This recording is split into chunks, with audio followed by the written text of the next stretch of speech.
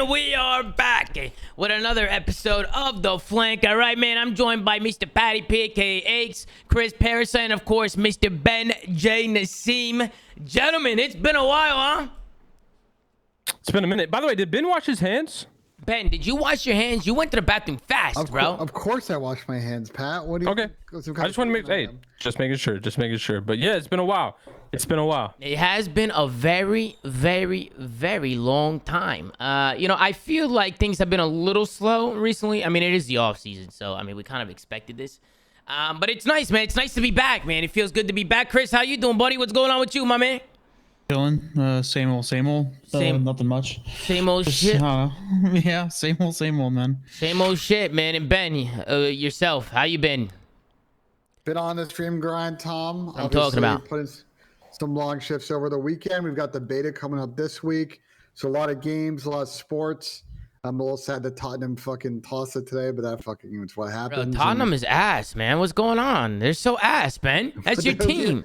Tom, that was the first time they lost a game since April. Like, what? I know, just busting your balls. They say the same thing every time you bring up Tottenham. Every time you bring them up, but you know me, I'm a Juve fan, so you know the fucking I don't really watch the Premier League like that. And if I do, I would say I'm a Chelsea fan. If I watch the Premier League, I would say that Chelsea's probably the team. Chelsea yeah, they suck. They are terrible. Chelsea are fucking. If I'm a Chelsea fan, I can't talk because they are fucking horrendous right now. But listen, man, a lot of shit has been going on during the offseason. A lot of little stuff in the last couple weeks that we haven't really talked about. And I think we should just get right into it, man. The first thing I want to talk about is FaZe. I think we should get right into it about FaZe. Arcitys was talking a little bit about some of the players, man. And Ben, I want you to kind of kick this one off because I know you know the FaZe guys and stuff. And Alec was coming out and he had a few things to say. And matter of fact, why don't we tune in to what Alec had to say exactly, and then we'll get our thoughts and opinions on it. Let's play it out. Page, hardpoint. We had a good run. Then we weren't on the same page. It showed. I think we won like one hardpoint like the last two events, to be honest. But I just felt like there's no respect and no trust. I mean, I could keep going, but that's the past. I don't care. What happened during the offseason when led in a FaZe that led to your departure? Well, let me get into this. My departure was kind of like, it was weird. Like, I'll be honest, it was weird. I did call them, I'll be honest, I called them my best friends, and I thought they'll tell me anything, everything. And there's some things during the season that bothered them. No one said anything to me, but they brought it up to my mom, my brother, and they didn't. I guess, like I said, it's what a respect thing. Like, if they don't have the respect to tell me, like, then in the off season, I text the group chat saying, haha, you guys dropping me? Because like someone DM'd me saying, yo, like, I heard the rumors. I said, what rumors? Then I got another one. I said, wait, hold on. So I texted the coaches after I texted the group chat. I said, if I dropped, and Crowder texted me on the side saying, we're looking at options. And I guess the options were Casper the Ghost at that time. So they dropped me for nobody. Sometimes we're on the same page. And that's what Alec had to say. I mean, what did you guys think about that? It was interesting when he was talking about respect and kind of, you know, kind of going down that path. And we've talked about that, right? Like a team culture and having like a good respect amongst your team is like super important. And once that respect kind of goes away, a team could fall apart. And I'm curious to get your guys' opinions on it. Chris, why don't we start with you, Chris? What did you think about everything Alec had to say? Just in general with like the way I think Alec was feeling, as soon as like you start to get that feeling, unless you get like some sort of reassurance from your teammates, it's probably chalked. I think trust is super important in a team environment, and once you start to doubt yourself or you start to doubt your teammates, or they start to have doubts in you, like it's like almost impossible to repair, in my opinion. What do you think, Ben? You know, there's a famous like Robert Evans quote that there's three sides to every story: your side, my side, and the truth. And no one's ever lying. We obviously didn't play the Abizi response to this. If you I have it up. Yep, I have it up. Matter of fact, we'll watch it and I'll kind of give my thoughts. Let's go on board with the Abizi reply to what Alex said.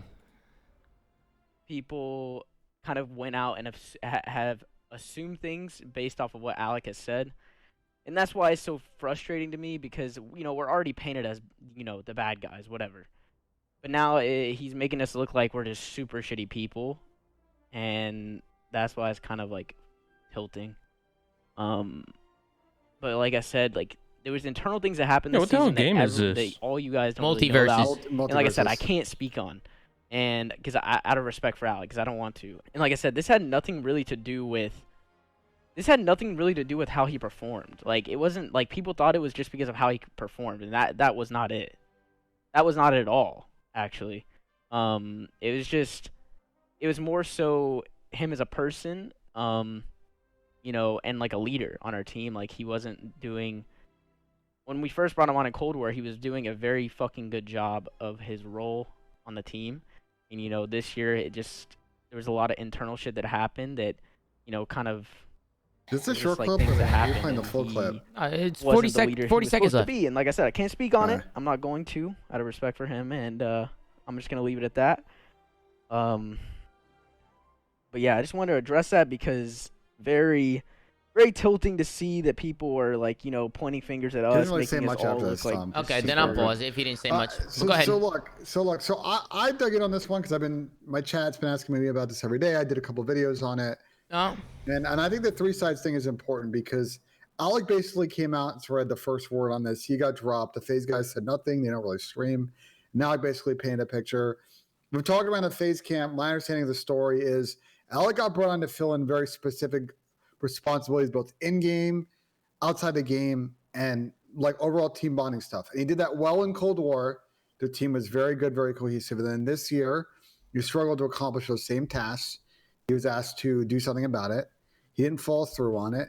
There was some other personal stuff of which I think I know like kind of part of the story, but again, to what Tyler said, I don't think it's really worth, and it's probably not worth bringing out here because it's personal stuff in between the team. And all that led to them when they looked at the offseason, right? You had Shotzi potentially as an option in free agency. They were looking at that. A couple other players and Slasher, and they decided to move on from Alec. Like that's really where this ended up. So look, you know, if you're any of the people involved in the story, feel free to come on the flank and dispute that. But from my understanding, that's basically sort of a high level of how the story went down. Yeah, Pat, I mean, what do you think about this, all this shit that's coming out? What are your thoughts? Bro, I think we're looking too deep in it, bro. They just wanted something different. It's obvious. I don't know what internal shit was happening, and frankly, I don't care. Personally, I think, you know, if they weren't as emotional in the situation, I think they could have just sucked it up and stuck together and been fine. But look, from what Alex said, I agree with you. Like it was clear that they wanted to go a different direction. Like kind of what Chris said, if like there was no reassurance given right away, then yeah, that decision was already being talked about and trying to be made. And yeah, I think no matter what happens in these kind of roster changes, like similar to when we dropped Clay back in the day, like the person getting dropped is always going to come out and say, you know, everything that went wrong, and it's going to paint like the foundation of the picture just because it's just how it works. And yeah, I think FaZe should take the high road. Who cares? They're still all on Atlanta FaZe. They got a player that they seem to be happy with. And yeah, they'll move on. The only big takeaway for me in this entire situation is how blessed Slasher got, going from the roster he had on LG to now a dominant team in Atlanta FaZe. As far as Atlanta FaZe, I mean, whether they got better or worse, I don't think matters. I think they're still going to be a top 2 team, no matter what. They could pick up me and we'll be a top 2 team. Damn, you think so, Pat? Yeah, for sure. Oh, you haven't played in fucking forever, Pat. You might get world starred. Yeah. You might get fucking world starred, Pat. We'd be a problem. I couldn't understand anything he said, but we would be a problem. Anyway, yeah, I just think they wanted to go a different direction, bro. It was 2 years with this team, and they had a lackluster year. And I think the one role that they can replace, just naturally how COD is the AR role. And I think now this gives Cell a little flexibility in terms of, you know, what he wants to do moving forward. Because like what Ben brought up, I think a few episodes ago, which feels like forever ago, was Cell can play any role that he wants. Yeah, we saw it with some of the stats. Carson obviously tweeted out that MC was top 5 in both sub versus sub, and AR versus AR engagements. I think over 150 interactions. So in case you're saying, oh, it was like MC were going to sub a couple of times. The crazy thing to me about this Austin move is I can't remember a team that Austin's been on where you could argue potentially that Austin is the 4th best player on this team. That's not to say that Austin sucks, because I think he's very good and had a particularly great season this year, which didn't get talked about much. But he's going on to a team that's probably a step above the team he was on. And Austin's an opportunity to really take this team to, I think, like the level they were at Cold War and really cement his legacy further. He's already a great player that's won chips, but it's been a little bit of a break since we've seen him on that kind of team. Yeah, Pat was kind of talking about it a little bit with the Atlanta FaZe roster, but I knew there might have been some arguments, maybe some internal issues. Like obviously I hear things here and there. I try and stay out of it because I just don't want to involve myself with it. But I just thought it was something they were just gonna push aside. Like Vanguard, you know, it was an interesting game. I think we can all agree it wasn't the best competitive Call of Duty title we've had. Not to discredit any of the teams that wanted it, because I think the teams that won deserve it. But I just thought because it was just one of those years, it was a stressful year, like a bad game. I mean, all the pros have been talking about it, right? I just thought they were gonna suck it up and just just make up and just whatever. Yeah, I'll be honest though. Go ahead, Chris. I'll let you go. I was gonna say I was in the same boat, because I mean you clearly tell like those guys were, they had a lot of success with each other in Cold War, but they've always been good friends. Like if you've known Alec and Abizi and all those guys, so just seeing them have part ways after an unfortunate year kind of sucks. And I do feel for Alec, if because at the same time, regardless of their side, his side, the truth, whatever, like you can't his feelings still matter, right? And clearly he was upset about the way they handled it, and it's just unfortunate that their friendship we talk about Call of Duty being a friendship league, but like this clearly disproves that. Like these guys were friends for a while, and they still managed to part ways when nobody thought they would. So it's just unfortunate from his perspective, but yeah, they did what they had to do. I mean, listen, go ahead, Pat. I was gonna say I could have called this from a mile away, Tom. I'll be honest. About 7 months ago or so, when they first got second, if you go back, because I remember this, I didn't want to call it out on the flank at any point in time because I didn't think FaZe would have the balls to pull this off. If you go back, look at every time they lost a match, who was the first one tweeting like something about being pissed, or like if you remember, like when Arcitys was like, I had to run a sub and do it all, and they lost like that S&D or whatever. Like if you go back and look, all the times they lost, Arcitys was the first one on Twitter like kind of complaining or saying like whatever after their match loss, and the other one were pretty level-headed. So you could tell that from a disconnect. There was a disconnect there where someone felt like that something was not right, and you could see that really early on after they started losing finals. So I think that was happening a while, and I think they obviously weren't going to make the change mid-season. It was probably impossible to make any change mid-season. But yeah, I'm still surprised that they ended up pulling it off regardless.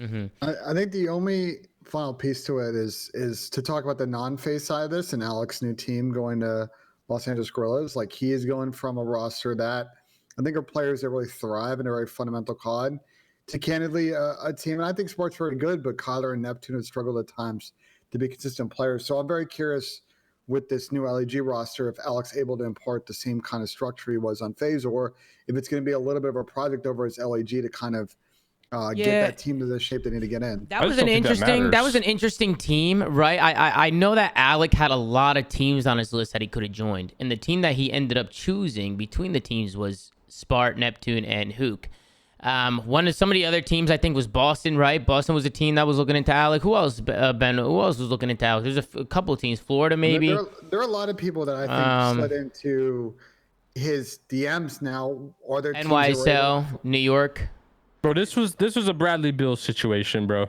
So wait, do you think he made a good decision? Do you guys agree with Alex's decision on going to LAG? Do you think do you think that was Alex the right choice for him? We should maybe have Pat go first on this one. I think he made a phenomenal financial decision, but in terms of his career, in terms of his legacy, I think it was a horrible decision. Like Bradley Beal just signed like the biggest contract in NBA history with the fucking Wizards, and I just think like this is a similar situation. You saw LAG tweeted they signed like the first 3-year contract. Yeah, this is probably a 3-year, 7-figure close deal. Like I can't. He probably got the most money going here, but in terms of teams, I think he could have had a ton of better options to go to. So I think the money was a big factor here, in my opinion. The crazy thing with LAG, and we haven't talked about Minnesota yet, is Minnesota got all the big free agents, and LAG basically stuck with their team. And I wonder if long term, then maybe they need another new player or two on this roster. I think or 3. Him going to LAG. In terms of recruitment, that's a good org that's easy to recruit because it's in LA. They treat their players well. They pay a lot. So, like, as a destination, it's always going to be there. I agree with Pat. Like, I think there were potentially better on paper teams for him to go to. But if he's got a longer term horizon on what he wants to do, I don't think LAG is sort of a bad choice. I mean, Chris, what do you think about the LAG roster? It's going to be Arcitys, Spart, Neptune, and Hook. I mean, I know you think highly of some of those guys. Yeah, I mean, I think highly of Spart. I think I played with him in MW when he was on his come up, and I've seen him play in Cold War when he was also still on his come up, and he obviously had an MVP caliber event. Well, he actually was the MVP. Granted, he was using a weapon that eventually got GA'd. I think he's got a lot of potential, and I think Neptune wasn't really served justice last year with the whole New York situation.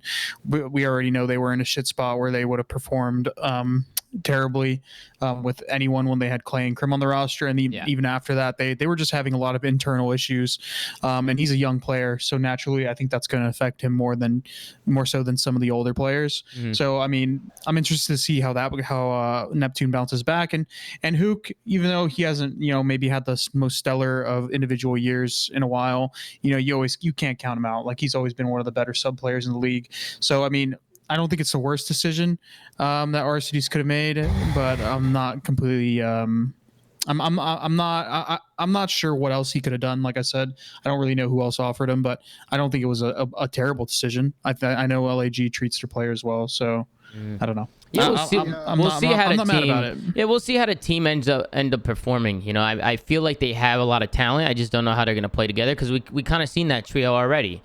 But new game, fresh start.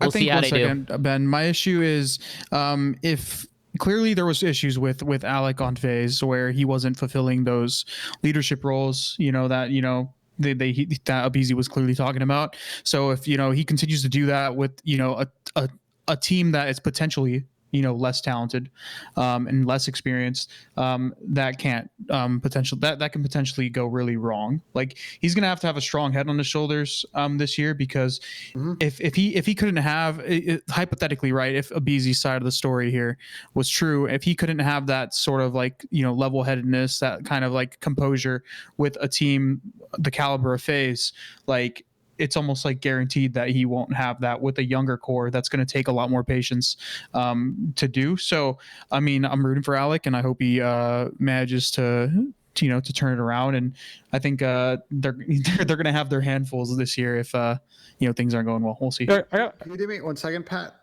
Tom, can you do me a favor? Because it's a really good segue to a point I think we should discuss around this team. Tom, at the bottom of that spreadsheet, can you pull up the Deserto article about the CDL schedule? And if you could move us to the big box and pull that schedule up.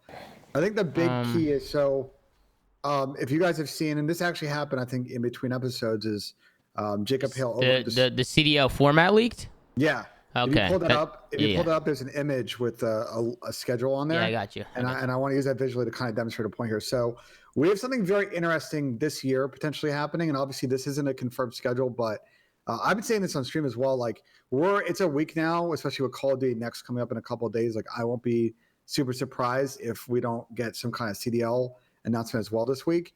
And based on this schedule here, you'll notice something very interestingly, which is the first event is in the middle of December.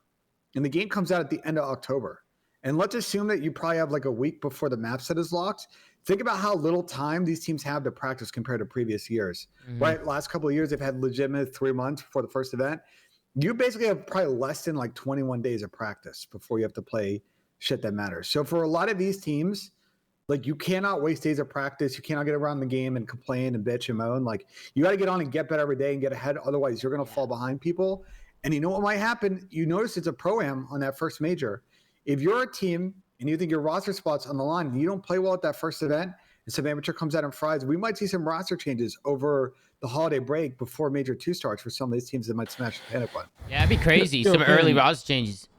I don't know why we need the schedule for you to just say your point. You could have said it in one sentence. This is a team that you think will make a roster change early on because you don't think they're that good. My concern with this team is that... Did I not summarize that pretty good, Ben? But I also wanted to cover a topic that we were going to discuss later on the show, which is the schedule. And we can circle back on it. But I think that is kind of where I'm feeling, Pat. I'm a little concerned about this roster on paper. Do I think they have the talent to win? Sure. I mean, a good core of this team won an event last year. Alex won events in the past. But I'm concerned about where they stack up, and some of the teams have gotten better. And I'm concerned that from time to time, we have seen versions of the squad, including Alec, be inconsistent last year. And you could chalk up to Vanguard maybe, but some of it when I were watching games last year was on like I think obvious decision making, and I'm a little worried with this team with short practice that they're going to fall behind other teams that may be more disciplined. And yeah, they can pull up to the first event and variants and maybe play well, or they can not play well, and then LG is going to be in a really tough spot. So I'm curious to see what happens. Yeah, we'll see what happens with LAG. And then I know, Pat, you brought it up a little bit, but Slasher going to FaZe, you were kind of saying, you know, bless and this and that. I mean, how do you guys think the FaZe team is going to do overall? I mean, Chris, I want to start with you. I want to get you involved a little bit. How do you think about the FaZe team with Slasher? You think they're going to do well? Yeah, I mean, I've known Slasher for a while. I had the pleasure of teaming with him back on FaZe when we were younger in AW, and he's got a strong head on his shoulders. Like he's a very good leader. He's very talented, and I think he can fill the needs that FaZe are looking for. And I think he's been probably one of the best players on his team for a couple of years, and I think he definitely has deserved some pretty godlike teammates, and I think he finally got them. So I think he's going to make the most out of this opportunity.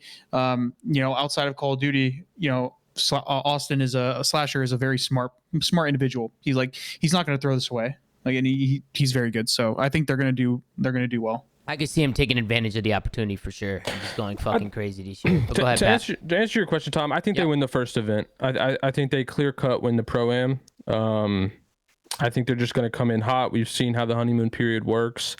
I think they're all going to be super high on this. Slasher's probably going to play really well because he hasn't had this level of confidence in a long time. And I think this is just a refresher for all these guys, and I think that's going to help them a ton. So yeah, I think they come in and probably, they don't wipe the floor, but I think it'll be a pretty clear-cut victory for them. Ben, what do you think? You think it's going to be as clear-cut as that, or no? Well, I think a big thing for this team is it seems like Chris Crowder is returning. I know there was a lot of like back and forth, and Chris is bantering with owner of Atlanta Esports Ventures, a parent company. Has he announced that, Ben? Has he announced that? He hasn't. Yeah, I mean, he's put Atlanta FaZe back in his bio. He had the banter on Twitter. It seems like he's coming back.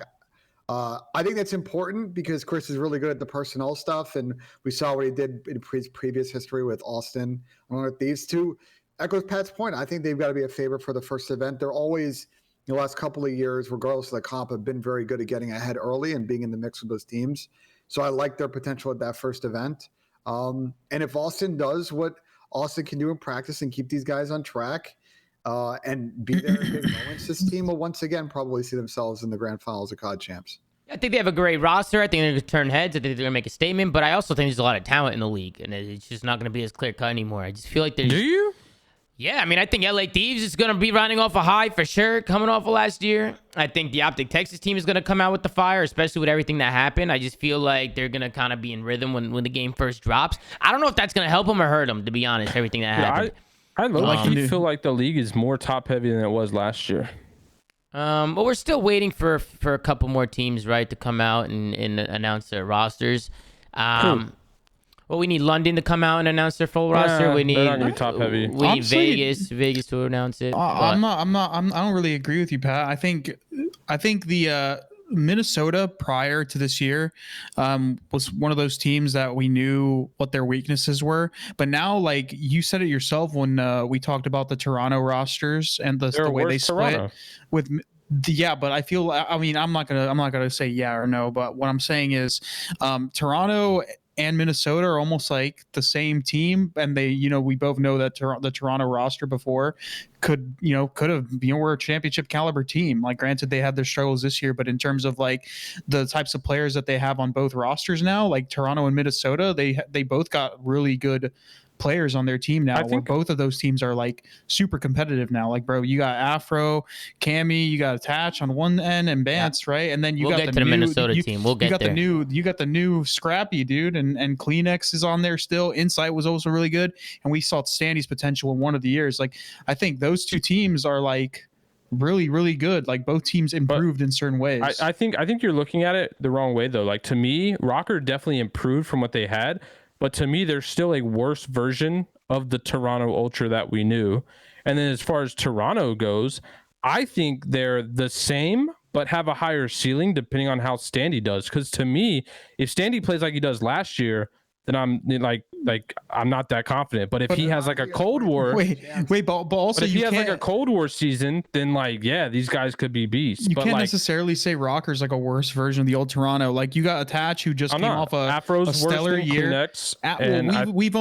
Afro this year has started to kind of realize the potential. We don't know how much better that guy's going to get, but like he shows a lot of promise, and I think he's well on his way to becoming one of the better subs in the league. Think he's better than Kleenex? I mean, you can't say that after 1 year. After one year, that he played really well. I mean, he has the potential. No? I think he's better than Kleenex right now. Not right now, but I think he has the potential to reach that ceiling, if not like more. Like we know he's good. I'm just saying, if you're talking about current form, then yeah, sure, I'll give it to him. But what I'm saying is like, based on the way that these teams have looking, Attach just came off a really good year. Afro just came off a really good year, and I think he has a lot of potential. And then you obviously have Bance and Cammy, and then you obviously have on the other end you have Insight and Kleenex, who were always really good, and then Scrappy absurdly disgusting in challengers. He came in for one pro league match. I think it was online versus New York, right, where they had just came off of winning the pro-am, and he literally was the best player in the lobby. So you can't count him out. And then the potential of Standy, we'll see how he does this year. But like I said, I think both these teams improved massively in terms of like where they were before last year. And I wouldn't agree with you in saying that it's like more top heavy. I think that it's going to be a little bit more spread out now with the talent on these teams. What do you think, Ben? But we could say the same thing about London last year being like the same as Rokkr. Like they could just be streaky. Well, let's see what Ben has to say. Go ahead. Again, we were just looking at the schedule. This first event might be a little funky, guys, because it's very early. You guys remember past first-year events in IW and World War II and Black Ops 4. The results might be a little bit odd if some of these good teams come out and don't use their practice correctly and they suddenly go to LAN, they get top 12. Like, anything could happen. I will say, though, to that point, Pat, I actually like Toronto's chances potentially more than Minnesota at Major 1, purely on, I think... Oh, for sure. There's no debate on that. But I don't think it's about talent, though. I actually think it's about something else. I think there's a lot more pressure on this Minnesota team to get results now. It's an expensive team. There's a lot of pressure to perform with what they put in that squad. Personally, for me, this is a Toronto squad that I'm expecting some bumps throughout the season. I think they'll be very good at the end of the year. I really like Scrappy coming in and probably being your Rookie of the Year candidate. I think if Sandy can figure out how to play kind of with Kleenex and around Scrappy from a pace perspective, this team is going to be disgusting in hardpoint. I just don't know how fast it will happen. But I will say this Toronto team will probably have less pressure on them to start the season than Minnesota does, no? I feel like for me, I think Standy is definitely the X factor with Toronto for me. I feel like because we don't know what is he going to come out and be that MVP superstar Standy that we got in Cold War? Or is he going to come out and just fall flat like he kind of did in Vanguard? I felt like Vanguard, he didn't really show his true self. I'm pretty close with Standy, and I think Standy was just not confident in like his team this year, which happens. Yeah, it's one of those things. Like they did well in Cold War for what they had, and they had some events where they played pretty well. But at the end of the day, like you can only take, it's the same thing that New York had at the start of the season. You can only take losing first map in a series so many fucking times. Yeah, they were going down 0-1 in every series. Damn near most of their wins this year were literally coming back in series reverse sweeping. Like granted, it is what it is, but you got to start to lose confidence at some point. I mean, eventually, Chris, when you stop meshing with the team, or if things aren't going right as a team, it's going to hinder individual performances. People aren't going to be able to play up to their caliber if things aren't going right. He's a young player, man. Like he literally was just pro last year. Like it's not like Attach wasn't having any issues. But he was also the main AR. I mean, I'm not discrediting Attach. He's an incredible player, and he deserves everything that's come to him. And he had a fantastic year. He looked great. Havoc and Standy basically played the same fucking type of player. Like they had clear issues that they struggled to resolve, and they tried to make the best out of a shitty situation, and it didn't work out. So I mean, like I said, the guy was a superstar caliber player in Cold War. This year he didn't play up to his standards, but I mean, you can give him another year. It's not like we've had players like that. We still have players like that where they play good one season, the next season they're not doing all that much. But it is what it is. I will say though, Chris, and again, I don't want to put undue pressure on Standy, but he's coming in on his third year, second and a half, I guess. And this is a year where we need to see some progression out of him, or his spot might be a little bit hot. Remember, Hicksy's still sitting around somewhere on the bench on the squad. Yeah. I mean, don't say put pressure on them because the pressure's already there for a lot of these players. I mean, you know how it is. Pressure's on there for a lot of people, man. It doesn't matter what's being said on socials or this or that. There's pressure on every single player in the league to perform and do well. That's just part of being a professional Call of Duty player or a professional player in esports. It's a very cutthroat industry, and if you're not performing, they're going to cut you. Like, you're just going to get cut, and they're going to bring in somebody else. It is what it is. Pressure makes diamonds. You need pressure. That's a great statement. And I shine bright, baby. You already know. Ah, jeez. Yeah, shout out Nicky D. Shout out Nicky D. Where's he at? Is he in the chat? He's gotta be in this chat. It's true. Bro. It's the same. It's the same thing about like stress, right? Like people look at stress as like a bad thing, but you can also look at it as a good thing. Clearly, you're stressing because you care. And when you stress and you care, it forces you to put in that time. At least I would help that. At least I would think that it would force you to put in that extra work and put in that extra time, you know? So it's just about like, a lot of these players have pressure and stress and whatever, but it's about how they deal with it. Is usually the more successful players are just better at dealing with that kind of stuff, you know? We want to talk about stress and pressure. We haven't talked about OpTic yet, and that was a very interesting offseason situation. I was actually going to switch on over right here, Ben, because Troy Sender is actually going to be stepping away from OpTic Texas. And I don't know if he's stepping away or if they're all he said it was after talks with OpTic. I'm currently exploring options for a coaching/management position within the CDL. I firmly believe I have even more to give, and my work ethic is second to none. Feel free to reach me. Put his email there. So it just sounded like they wanted to go separate ways. It seemed like to me that OpTic didn't want him. That's what it seemed to me. And he's trying to look for a team here. Where do you think he's going to end up? I'm guessing LAG. I'm guessing LAG with Alec and them, but I really don't know. It's a weird situation. It's got complicated by there was a lot of rumors of Sam Phoenix going to Toronto, and he's now staying in Seattle. So there were rumors attached that Marky B would then leave, and obviously Marky B tweeted out that he was potentially looking at other opportunities. So now maybe he stays. So yeah, I could see Troy in New York. I could see him on LAG. I'm not surprised that he wants to leave OpTic. Like, he's good enough to be a head coach somewhere else.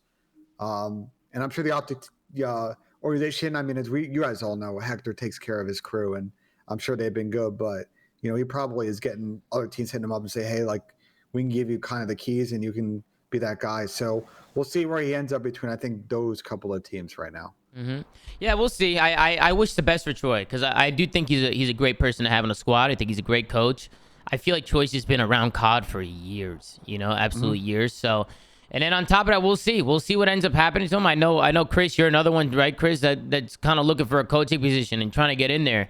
I know things haven't been looking too bright when looking at some of these spots. I mean, what was kind of the vibe like when you were talking to some of these teams?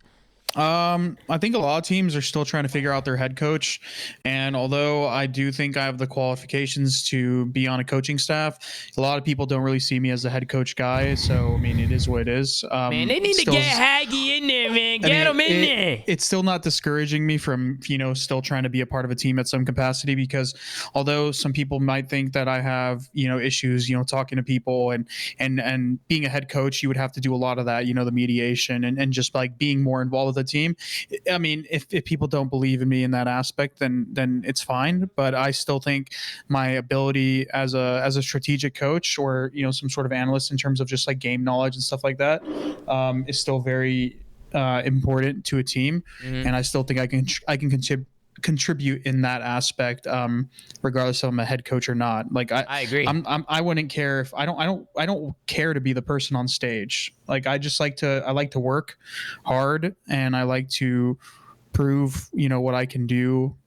Just like I, you know, was doing when I was a player in Challengers. I kind of want to do the same thing as a coach, regardless if I'm a head coach or not. Like I said, I agree. I want to do the strategic stuff because that's what I'm good at. I feel like, Chris, you've been doing it for a while. You're passionate about it. You've been successful in it. You've been around it for so long. And I think it's a good thing that you're vocal as well and that you like to talk. I think that's also a good thing, the good quality to have as a coach. Somebody's got to pick this guy up, man. Somebody get Coach Haggy in there. But we'll see what happens with Sender, and we'll see what happens with the coaching spot. I want to talk about Tony a little bit since he's right over here. Ladies and gentlemen, check it out. Yo, Chris, just be my personal coach. I'll hire you. We'll put you on, like, I don't know. I'm putting you on horse shit, but I mean, it's not right. We'll give you a door in. You can be like my personal. Do like any athletes have that? You'll be like my personal trainer. Yeah, personal trainer. Yeah, you'll be my main AR personal trainer. If you're serious, you gotta give him a little bag or something. You gotta give him a little bag, but Tony, Lord, before Lord knows you need it, Tony. Actually, What were you saying, before Tom? Ben, I know Shut your dumb ass up. I know Ben, you wanted to talk about the OpTic roster, and then we'll talk about Boston. But I heard you starting to talk about the OpTic a little bit. Why don't you take the floor? Yeah, Go ahead, Ben. Ben. We were talking about pressure, and I think this OpTic team now basically had what a weird, probably like 48, 72 hours for that team, right? There was the very quick thank you tweets that went out for Illy and Dashi, and then almost within 24 hours, they walked that back. I think you all probably heard the same. Like going into the offseason, Illy and Shotzi were unrestricted free agents because, as you guys probably know, like they were coming from the Empire situation. They didn't sign new contracts when the Chicago guys came over. And from my understanding, Shotzi, as of course, during a free agent, talked to other teams, including Atlanta FaZe. And I think it's part of that situation. He might have leveraged some of the power and decision-making over in the OpTic camp. They made some decisions. And then I think after the public news got out, they kind of walked it back and maybe thought that the original team was better. And so I'm very curious now what the vibes are like in that camp. And, they're probably going to be under pressure to get some results early this team, or they may be making changes. So that's why the OpTic sub situation, I think, will be one that we'll be putting our eyes on shortly. Hey, what do you think, Pat? About OpTic? Yep, and everything that went down, and now they're keeping their team. I mean, what are your thoughts? I think they're on the verge of collapse, Tom. No I think they're on the verge of collapse. On, you believe that, Pat? Do you believe that?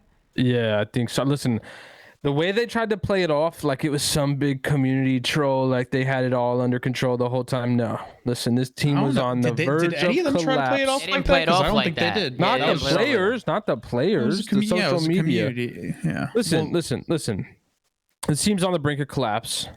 I think if the first event goes wrong, I think we're gonna see some of those threads snap, and probably gonna see some early roster change coming from the OpTic camp, early 2023.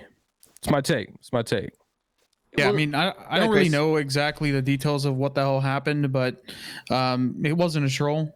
They clearly wanted to make some sort of a change. I don't really know what that was, but once you start to doubt your teammates, it's all over.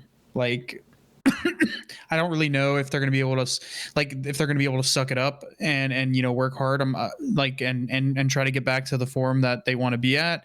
I think if anything starts to go wrong, that doubt's going to come back.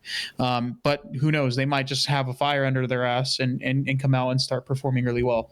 So it could go both ways. But like I said, as soon as something starts to go wrong, it's not going to look good. Yeah, I definitely think the start of the year is going to be really important for them. Really, really important. Illy never tweets that crazy. But he hasn't said a word, so I think he's still feeling some way about what happened. Yeah. Brandon, obviously, you saw that clip on him on stream. He was playing Valorant. He was like, "Oh no, trust me, this wasn't a troll." Blah blah blah. Like I think it's going to be in the back of their minds for a little while, and I think as soon as those poor performances happen, I think it's going to start pushing some buttons, and we'll see it all unfold. But I'm not too high on the OpTic camp. I think they're a talented squad, but I think internal issues are going to arise pretty quickly. Well, Pat, as you know, with OpTic, they're going to be streaming their scrims probably to start the year, and if they don't, I think that will be a bigger question than not. So we'll see what happens when. Are you sure about that? Like you said, Ben. Like you said, the game, the most important matches start up pretty quick. You got to think maybe some of these teams won't have the streams up in the beginning. I thought teams were past putting the streams up for scrims. I don't remember the last time I seen one. If they Tony said he'll be streaming. Zinni said he'll be live. So, but I don't know if we have an event after 2 weeks or a really important match. I don't think people are gonna stream. They might stream maybe a couple days. I think maybe 2-3 days. If you have an event that's super early in the season, you're streaming scrims early in the season. You are trolling. Bro, y'all really think done the same? Tom. Yeah, but they didn't have They didn't have scrims that are not scrims. They didn't have tournaments that are serious tournaments. What are you talking about? It's what? Like Vegas Opens were all around the same date as this rumored. Really? I mean, I didn't look at the schedule. Wait, Tom, you really think Tony's going to be streaming scrims? Come on. That's what he said. He said he's right here. He said he's going to be streaming scrims. Listen, he was trolling. He was trolling. He said he was do it just again. trolling. Yeah. So he's going to abandon the city again. He said you abandon the city once, you'll do it again. That's crazy. What the fuck, man? Hold on. I know Chris is hitting's not saying damn. I know Chris's hitting's not saying that. Hey, it's my top mod. It's I'm my on your top mod. fucking ass now, buddy. Oh shit! Wait, listen, Shove it up your man. ass. Warzone 2's gonna come out. It's gonna be popping. You'll be able to get a little sweet transition from Warzone or Yeah. from Call of Duty to Warzone. Oh yeah, stream wait, that. did y'all saw that leak thing, right? Like apparently Warzone 2's coming out like almost right away after the game drops. Like that was what that leaked Yeah. documentation showed. You mentioned that, and a key thing is obviously this week is Call of Duty Next. It's on Thursday. We're recording this on Tuesday. Yeah. And won't be surprised if we get some Warzone news as they've teased Warzone, the mobile version, and Modern Warfare 2 stuff all in during that stream. So we might get our answer. very What shortly. I do like about the new game coming out is Warzone and multiplayer have the same mechanics, so there won't be any differences when you're playing game to game. So I feel like you'll see a lot more crossover, whether it's Warzone playing multiplayer / ranked, if that even is a thing. I haven't heard anything about ranked yet, or vice versa, like a CDL pro or multiplayer players playing Warzone. I kind of like that it goes hand in hand. What did you guys think about the 1v1s, the Warzone versus CDLs and stuff? I mean, personally, I think people are Tony's giving a finger. I thought people were taking them really way too serious for a 1v1 radar. For me, it was more 100%. it was more the entertainment spot of Yeah. it, to see like some of the talent that some of these Warzone guys got. I think Biffle's really talented. I think Aiden's really talented, like some of those guys. But Bro, I don't know why if the people are taking them so seriously. that Even if the CDL players won 30-0, bro, like you could all kick fucking 1v1 rocks. radar means absolutely nothing. I agree. Listen, my biggest takeaway is Tommy, you and Hector need to do more fucking. We duo want to. content, We man. want to. But the problem is now is people are taking them so seriously where it's going to be harder for us to get players that actually want to play. They don't want to do why it didn't anymore. y'all play like y'all had 4 or 5 people? Why didn't you play like 2v2 hard points? Because the That at CDL least pros, would've- the CDL pros would 100% probably win that. It's just a 2v2 hard point though. It's not like Oh yeah, Super rotations, but like I said, it's just for fun, pal. Like we were just doing them for fun. No, like, no, no, no. Yeah. Give me that mic. Here, Pass Tony that wants to fuck. talk. Here, Tony wants to talk. Go ahead. You Tony. guys can all kick rocks because I barely lose to Biffle. 80 ping 2 a.m. The whole community's on my head. Shotzi barely loses. He gets a standing ovation about how cracked he is. Oh, an absolute pleasure to watch these. Suck my fucking balls. You understand? You understand? I barely lose. The whole community, the wars. Everybody's tweeting. There's TikToks made. Shotzi barely loses. There's literally it's like a Wait, speaking of, wait, hold on. I want to speak of that. Yo, Kick Tom. fucking rocks. Yeah, Tom, yeah, you've yeah. been appearing on my For You page a lot recently, What, on bro. TikTok? Yeah. Oh Shout shit! out, shout Wait, out. Tony, hold on. It's about my TikTok right now. Make sure to go follow at Tommy Zoom on TikTok. We're on TikTok. No, Val's not running my TikTok. Nada's running my TikTok. Oh, Nada's running TikTok? Yeah, Nada's in the Nada's chat right now. TikTok. He's running my Alright. TikTok. He said he wanted to do it. He just does it for fun. He's in the chat. He's always vibing, so he just uploads some clips from time to time, and it's been doing pretty well. And it's on Pat's For You page, so hopefully you guys are on the fucking TikTok. Make sure to go follow. And Tony, go follow Tony too. You're on TikTok too, right? Go shout him out. I'm 3 years late, but I'm posted on TikTok. It's Anthony Zinni, my real name. Yo, hey, go follow Anthony Zinni. You know the fucking vibe. And speaking about Anthony fucking Zinni, let's talk about Boston a little bit. Let's talk. I don't know, Tony. You might want to leave. I don't know if I want to be in here. I have no idea, but You got Pat in the call? Tony, there was some rumors going down about Tony not being on the team, and Clayster kind of coming in, and now we kind of see that Tony was the one that they went with. Listen, guys, I see you guys spamming Paul X tweet in the fucking chat. I mean, seriously, how long have you guys been spamming this? I said we'll get to it. We'll get to the Paul X tweet, but let's talk about Boston. You know I was doing drum lessons? You were doing drum lessons. What do you mean? I was getting ready to beat the drums with TST on stage. Like, dude, bro, Tony's a fucking moron. Okay. Tony said Get the he's. mic, get the mic to Zin. Get the mic Go to Zin. ahead, Let's- Tony. They let's can't do hear this. you, Tony. They can't I said, hear yeah, I was already doing. I was going to drum lessons. I was getting ready to beat the drums with TST. you. Dude, this guy's a fucking. You would have saw me You're on the stage, green fucking wall. green.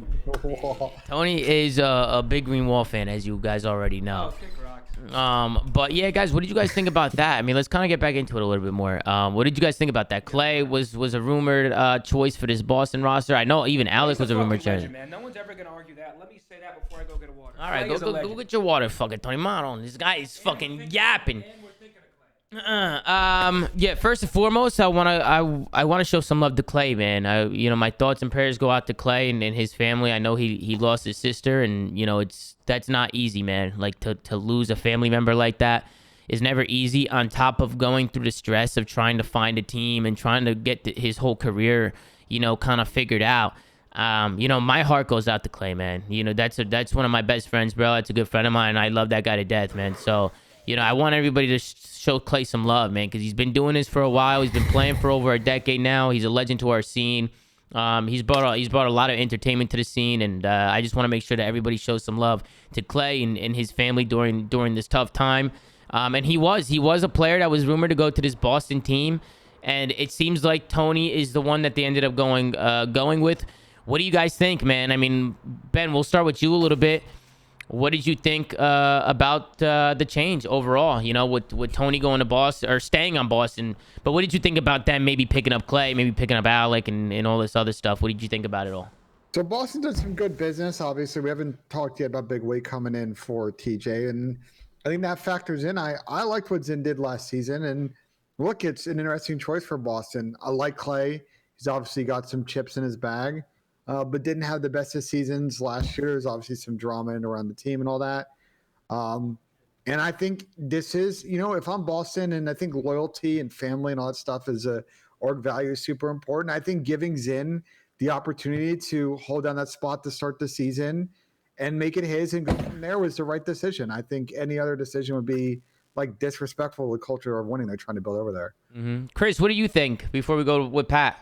Even though Clay's a legend and stuff like that, there's always been this whole like drama surrounding Clay. Like him and Crim specifically have always had this thing where they're just hard to team with at times. With the whole like leadership aspect and the way they like to do things. And, you know, I feel like, unfortunately for them, that whole style of leadership and that type of personality is just starting to get phased out more and more as the years go by.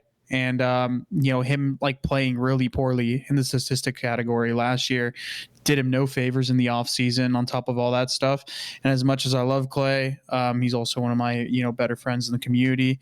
I think Zin still deserved a spot on the team. He had a really good start to the season. And although, the team went through some ups and downs in the Boston camp, I think Zin played his role. And like Ben said, if he didn't get the opportunity, it kind of would just sucked because I think he deserved another shot with a better team, because as we all know, regardless of how Boston performed, they did well last year for what they were able to put together. It was still one of those like kind of like last minute teams where it was like, oh, people thought they were going to suck, and they ended up making something good out of basically nothing. And now they did some good business. We were talking about it at the beginning of the season, how Boston's in a good position to create a desirable environment for better players to come in the future. And, you know, that's what they're doing in the off season now. So, I mean, good for Zin, good for Boston. They're going to get a real shot with some pretty talented players if the rumors are true. So What about you, Pat? What do you think about it all?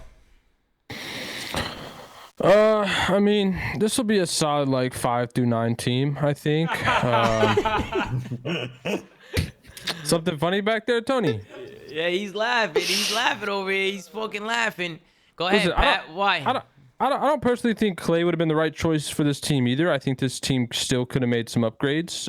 We kind of talked about that on a previous show, but you know, I do think it's an improvement from last year either way.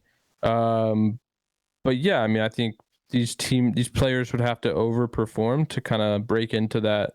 You know, we talked about that top heavy kind of how the team is kind of right now, and I think they're going to have to overperform, similar to how Zinni was playing last year in the first like month or two, where he was like a 1.5 every match.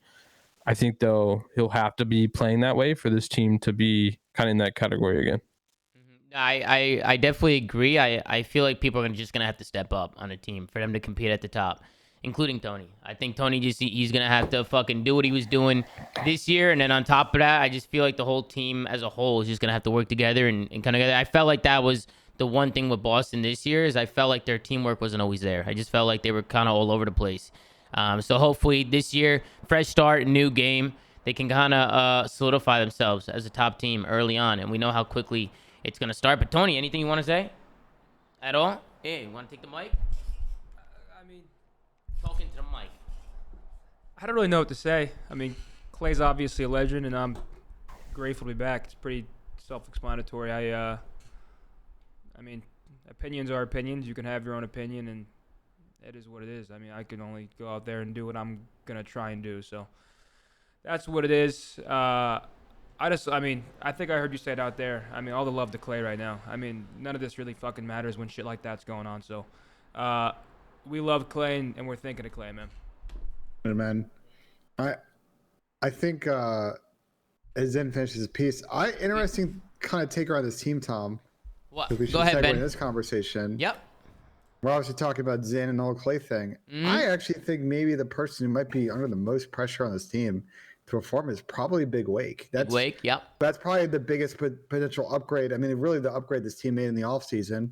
Big Wake came in Modern Warfare and was that guy, rookie of the year, all that.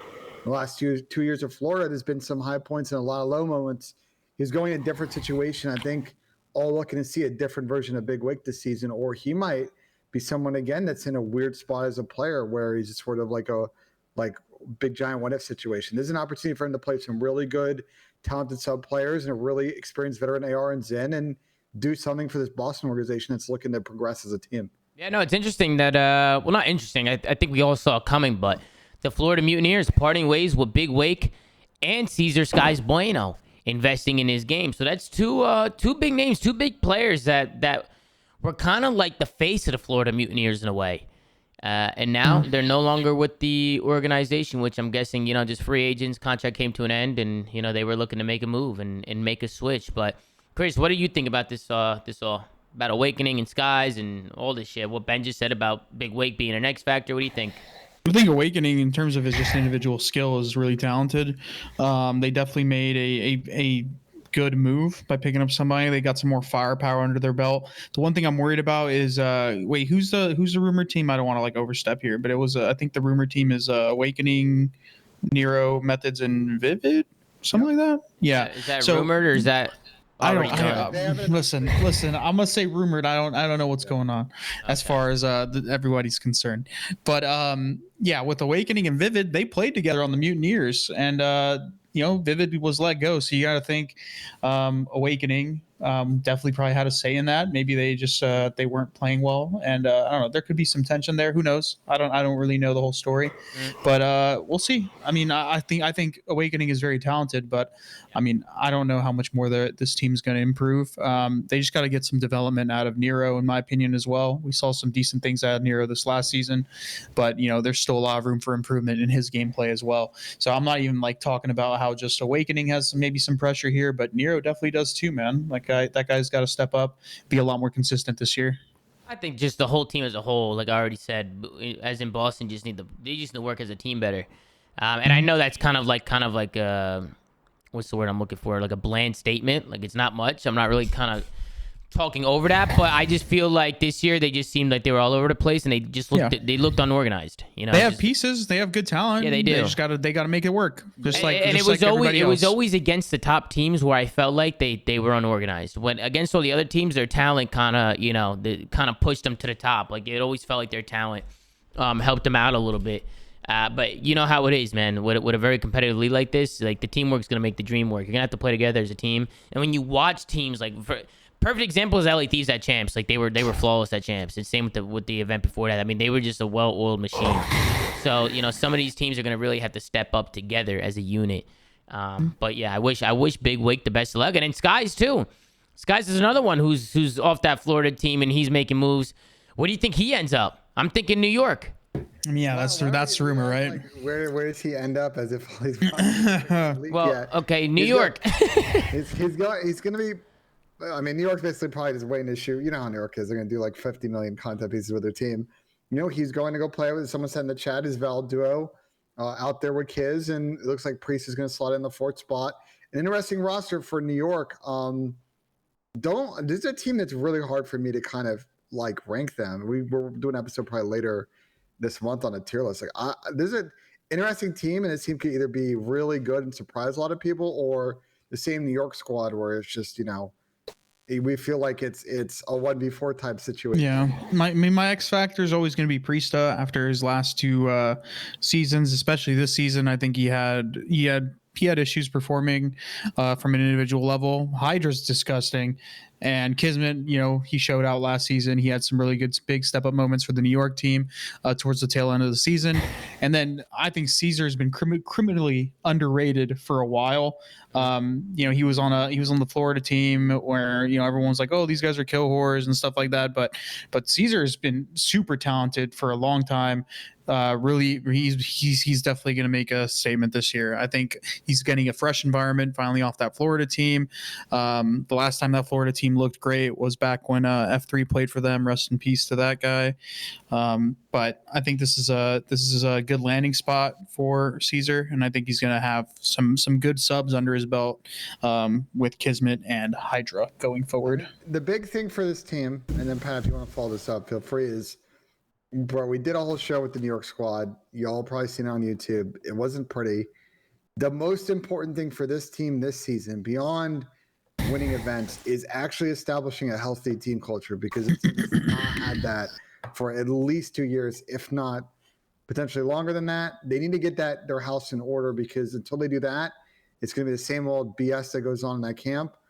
They figured it out. Event wins will come. This team's got a decent talent. To your point, Preston's obviously definitely a microscope on the squad, but they got to figure the other shit out. If that means that D-Real is the coach or not the coach, curious to see what happens in the next few weeks before the season starts. Yeah, we'll see what ends up happening with the New York roster. I mean, Pat, you got any thoughts on that New York roster? Solid 5 through 9 team. What is every fucking team a fucking 5 through 9 team, Pat? Who's your top 4 going into the next year? Who's your top 4? FaZe number 1. LAT That's all number you 2. got. That's all he got. No, hold on. I can go through all 12. All right, go ahead. LAT number 2. Yeah. Toronto number 3. This fucking moron in chat, dude. OpTic number 4. Seattle number 5. Mm-hmm. We'll go Rokkr 6, LAG 7, New York 8, Boston 9, London 10, Florida 12 or 11, Paris 12. Paris like Vegas. incomplete because we don't know what Vegas's roster is. The only thing I'll say about the London, Yo, that was money though. Chat, someone write that down. I'm gonna need that for later. we'll see how that ranks out. The only thing I'll say about the London situation is that is another team like Vegas that we haven't seen a confirmed fourth. Like if you go to Crone's article on Breaking Point, like he removed, interestingly enough, Jay Gizmo from the listing he has on there. So their fourth situation is a bit TBD. They were tweeting earlier this was a big week, so I wonder if they're going to announce that situation. I'll be very curious who that fourth is, because that might change the perception of this team depending on what direction they go in. Mm-hmm. Yo, Ben, you write that down? That might be money. I mean, it's on video, Pat. It's on video, so you're good. I don't know if it's money, because I feel like I don't know. Like Okay. This season, putting OpTic fourth is an interesting take. I like Thieves at second, but again, we go back to the schedule thing for Thieves. They got to hit the ground running as a squad. They were really good and really hungry last year. They can't lose sight of that this year. If they get on and they bitch and moan about the game, they're going to end up finishing top 8 the first event and be like, well, shit, now we got to catch up. If they come out and play their game from the start, they're going to once again be there or thereabouts with FaZe. Well, we'll get to a tier list episode here soon, and we'll give our rankings and our thoughts on all the rosters as a whole. But I wanted to talk about this a little bit. Sam Phoenix returning back to the Seattle Surge. A lot of people thought he was going somewhere. Me personally, I didn't think he was ever going anywhere. I think this whole like Sam Phoenix like making moves, like talking to other teams, whatever was going on was just a tactic. You know, you got to remember at the end of the day, it's a business, right? So I thought maybe it was a negotiating tactic for Sam Phoenix. I don't know. I feel like it's always a good thing to explore your options, especially if they're on the table. What do you guys think? And what do you guys think about the decision of bringing them back and staying together as a team? Personally, I like Seattle Surge staying as a team. I like them as a team. I think this year would only be better for them. I want to see how they come out this year, especially early on. I just like them together as a unit. And I think Sam Phoenix was a good pickup for them. I think he did a lot for them this year, and they really like Sam Phoenix. They speak very highly about him. He brings a lot of good energy. What have I been saying, Tom? What have I been saying? By the way, you don't even follow him on Twitter. Who's Sam Phoenix? Yeah, look, you got him in the follow back. Oh, man. There you go, Sam. Jesus. My bad, bro. I have an ego now. Anyway, listen, I've been saying it for months now, Tom. You always pack a punch, whether that's a better team or a bigger contract. You always pack a punch, Tom. Always. So you think they should have made a change? No, I think Sam Phoenix pack-a-punched his contract. Oh, that's yeah. You think he backed away? Is that what he did? I mean, I don't know. I don't know. I don't know. Always pack-a-punch. The only concern, Pat, I have for Seattle, because I like their lineup, is if I'm Pred or Dante, I am not signing. If I'm confident in myself, I am not signing a contract extension with this team. They'll have so much more leverage in the offseason if this team repeats. Unless they give you the money, yeah. Unless they give you some insane. I mean, if they give you the 3-year max, yeah, you probably just take it. But because you're still going to be able to recruit good players. Yeah, but if you're Pred, like, even if they offer you that money, you know the OpTic situations we've spoken about is tenuous. Like, I might be able to waltz my way on that team. Let's say Seth retires or they make roster changes. It's a World War II situation. Like, Pred is like very much in line to be on that all-time sub path right now. I think Dante is also really good. Obviously, he's got some consistency issues to figure out. But Seattle, let me finish real quick. Go ahead. I'm sorry. I like they're bringing back Sam. I will say a lot of teams upgrade, especially like in Minnesota and Toronto. So that pack of teams in the middle may have gotten a little bit better. Big opportunity here for Seattle to show out again this season, or they may have their better parts stripped by some of the more established orgs in the scene, and they'll be back to being a rebuilding project again. Yeah, what I was gonna say was like for like players like Dante and Pred, although they are they are coveted, and maybe they might even extend their worth this season. Maybe they don't care, man. Maybe they're just like, fuck that shit. Like, we believe in each other, and let's run it back and like screw all that stuff. I mean, granted, it's a smart business to do all that stuff, but like, I feel like these guys have a very tight knit team. Like, if you talk to any of them, they believe in each other. They think very highly of one another, and who cares about that stuff sometimes. Did you just say all time? What did you say? Sorry. I think bro. Watching Pred, bro. It's been 1 year. This guy's got real potential. Oh, you're talking about bro. Yeah, he's talking about Ben. Standy. You could say, bro. After watching Standy play in Cold War, he's got all-time potential. Bro, it's been 1 year. Relax. I'm telling y'all. I think Pred's just as good as the next guy, but bro, relax. I don't know, man. All time?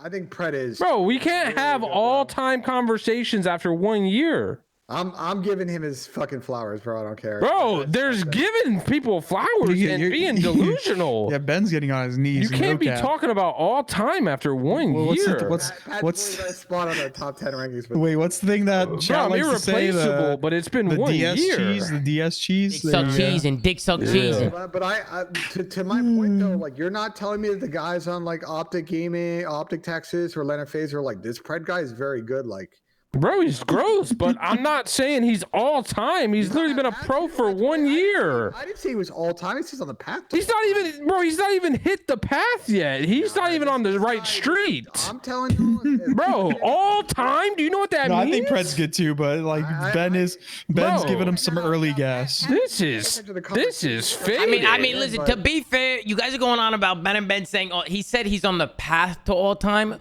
Which I think Bro, you gotta hit a few turns before you get on the all-time path. This guy, he's good though. He's really fucking good. Him play on the bro, I know he's good, but no one is all-time after 1 year. I agree, but he didn't say that. That's not what I said, but it's all good. He didn't say that. No one's on an all-time trajectory after 1 year. No, I Simp, I think, after 1 year. I just think when you watch AG, you see how talented he is. What? You know. He's really good at every game. He's just a natural gamer. Nah, bro, there's been with his trajectory shit. Bro, no one is on an all-time path after 1 year. No, let's relax. You just said that about Simp after Black Ops 4. I think everybody was like this. Bro. Because keep in mind, this guy was good before he joined the CW. Okay, bro. Kenny was all-time after World War II, and then he had 4 absolutely mediocre years. Like, this all, you can't, bro, you can't say people are all-time after 1 year. Like, that's just delusional. What about Simp after Black? Yeah, but Kenny was fried running an AR. Bro, I don't know. completely different scenario. He was fried running He AR. was so fried. Holy. Simp literally came into the league on the best possible team in the game and stayed on the best possible team. Hold up. That's a. We're in this revisionist history. We're not talking like. I'm talking about what exactly happened. Whoa, United was like United had a decent, okay start to that season, and then a hard. Bro, Simp was no, bro. As soon as the really close to the bro, Simp literally came in and had Abizi right next to him, two of the best subs on all time. Bro, if you put Simp on a dog shit team, he's still going to be a great player, but he's not going to have the success he had. Either way, you can't talk about anybody in an all-time conversation after 1 year. I don't care if he won every single event and dropped a 1.5 at every single event. It's been 1 year. We're going on that weird tangent. I will say the Simp point. This guy was coming in and playing good on local lands and winning online tournaments. Everyone's like, this guy is going to come into the league and dominate, and he did. So yes, I think you could have clearly. Bro, what are you saying? Simp was literally this argument is terrible. Just let him go, Chris. Let him go. Bro, this guy actually said all time, bro. I cannot believe it. I'm just worried about his spot in the all-time top 10 list, even though I think I'm not. No one could ever do what I did, but bro, all time? No. All right, we're going in fucking circles. No. Let's talk about the next thing. First of all, Porter, the story continues. Announcement on Friday. Crimsix Porter. I don't know what he's announcing, but we'll see. You know, I have a feeling I know what his announcement's going to be, but I honestly have no idea. Like, I haven't talked to Porter. He hasn't told me any of this shit, so I don't know if you guys know, but what do you guys think it is? You think it's a retirement announcement? Probably. I haven't heard his name to a lot of teams. I'm curious though what he defines retirement as, because like again, I'm gonna keep doing this, keep going back to that league schedule. It's a pro-am event potentially for the first major. So what's stopping these guys from retiring? You're gonna create content anyway. Fuck it, we might as well grind challengers. But what happens now if I qualify for that first event? Now I'm playing at that event. Maybe a team makes a change, and not like, you know what I mean? There's sort of because it's miserable, Ben. These guys have been playing. Anyway, bro. These guys have been playing for 13 years. Yeah, they're gonna be creating content. They want to have fun when they create content, not fucking be miserable scrimming in challengers. All I'm saying is they're gonna not have. Bro. What do you mean? They'll be playing the old Warzone or playing whatever game they want. Oh wait, that is a good way to make content. I remember like Karma was like competing at the beginning of Cold War in like the cups and stuff like that. And he was miserable. He didn't scrim. No, he didn't scrim. You don't have to. I played one of the cups with him. He just played the cups. He didn't scrim once. I'm not saying that you have to, but I'm just saying it's a good way of content. If you can make content that way, you get a couple people that are under the same, you know, not taking it too serious, and hey, have fun, play some tournaments. But hold on, playing a cup and scrimming is a completely different scenario. Bro, they will. Dude, if Crim and or Clay is having a challengers team and streaming that first like Challengers Cup, they are going to get hella fucking viewers. That is an amazing. Yes, Ben, there is a difference between just playing a cup on a Saturday evening versus scrimming in Challengers. Neither of them are putting a team together to scrim in Challengers. But what if they do? I'm saying it's a good content creation path, because then you kind of if they want to play a cup like Crim, Damon, I'll play a Saturday cup with you. We could get Teep maybe, and we'll just play a fucking cup. That's what you're talking about. You're not talking about them actually competing and trying to qualify for the tournament. Would you rather scrim or play pubs? Like what? Like play pubs. If I'm them and I'm creating content, I would way rather. But you could also play S&D tournaments. You could also play S&D tournaments and stuff. Well, that's assuming that the S&D tournament scene is active again, which it's always active at the beginning of the game. It always is. Says everybody's hacking, but I mean, if I'm bro, Crim is the best, most accomplished player of all time. That guy is not going into challengers or scrimming one map with challenger players. You guys are drunk if you think that you're drunk. We just stop this argument. Let's just stop. If I'm Crim and I get a decent team offer for a top 8 team, no, he's not. No, he's not. No, he is not, bro. Bro, I've talked to Porter about this before. Bro, I'm pretty sure I asked him once, would you ever play Challenger? He said, fuck no. He fucking lost. He's like, I'm not playing that shit. Like, bro, he had such a long career. Like, bro, if he's retiring, he's done. Like, he's been playing it for how long? How long has he been playing COD for? He's proven everything he's needed to prove, He's bro. proved everything. Like, Why does he need to go to Challengers? Why does he need to go to Challengers? For what? To prove what? He's not going to do it's that. It's a disservice to himself. I mean, bro, if he turns his stream on and does it for content reasons, just has fun with it, then that's one thing. But to actually take it seriously, where he's thinking about coming back, I personally don't see that happening. I mean, it's a first event. You never know. You qualified, whatever. I know. Then you're good to go. There's no way he plays Challengers. Yeah, I don't know. We'll see. Put 1 in the chat if you think he'll play Challengers, 2 in the chat if he will not. But after that, listen. This man's been playing the first cup. You can mark that down. Bro, yes, Ben, I'll fucking spawn in on the first cup. That has nothing to do with whether he will play in Challengers. Hold on. Aches did spawn in on the first cup of Cold War. Yeah, me and Damon played it. I played it with Damon. But we didn't scrim. We didn't scrim a map. I want to see that team, bro. You, Damon, and Crim playing the first challenge cup. I don't know who your fourth's gonna be. Bro. Wait, with me? What are you talking about? Who's your fourth gonna be? We got Tom. Yeah, Tom, you got a beaver now. I got a beaver. I got a beaver with the yellow dome sticks on him. Come on, you already know I'm coming out crazy. Make the GB team. I got it. I'm on it. And while we're on that, let's switch on over to the last thing on our list, which is the CDG to Las Vegas. So wait, CDG. That's Charles de Gaulle. It's Charles. Oh, it's a. I've never been to that. I've never been to that airport. Okay, that makes sense. Yeah. But what do you guys think it is going all the way to Vegas, man? Paris relocating, same logo and everything, same name. Why'd they keep the same logo? They kept the same logo. So the esports Twitter account tweeted at some point after this that there was a rumor that I guess that they couldn't get the rebrand done in time, which is I guess on brand, no pun intended, for that organization. I would have liked to have seen them do the Vegas Star thing, which you see on the sign. I personally don't. I don't mind the name though. I don't mind Vegas. Vegas Legion's fine. Remember, you got the Vegas Golden Knights, so you already got that like kind of medieval sort of. Couldn't get a facility for their team in time. Couldn't get contracts for their players in time. Couldn't get staff in time. Couldn't get players in time. Has this team done anything in time? I don't know, man. I don't know what these guys have done. But yeah, someone in chat made a good point too. Someone on Reddit said like their hashtag should be level up, like LVL, which is also typical. Like there's a lot of opportunities here for Vegas. They just gotta not fuck it up as they start to roll this shit out. Yeah. Well, they also don't do any of their media in house, right? There's an agency that's running it for them. Didn't you see Don's thing? There's literally 4 people behind There's 3 people in the org. Or 3, and one's the coach. Well, there are a lot of esports organizations that do some stuff out to agencies. That's not the issue. The problem, to your point, with 4 people in Vegas is like they just don't have like culture or a real organization, as opposed to some of these other teams that have salespeople and marketing people and content people and social people and 2 coaches and a manager and like. I could name 15 other people that are full-time on some of those organizations. For Paris now, look, like you're making this move to Vegas and people expect that team to be competitive. If not, it's going to be the same old shit with them. So look, it looks like Don's coming back.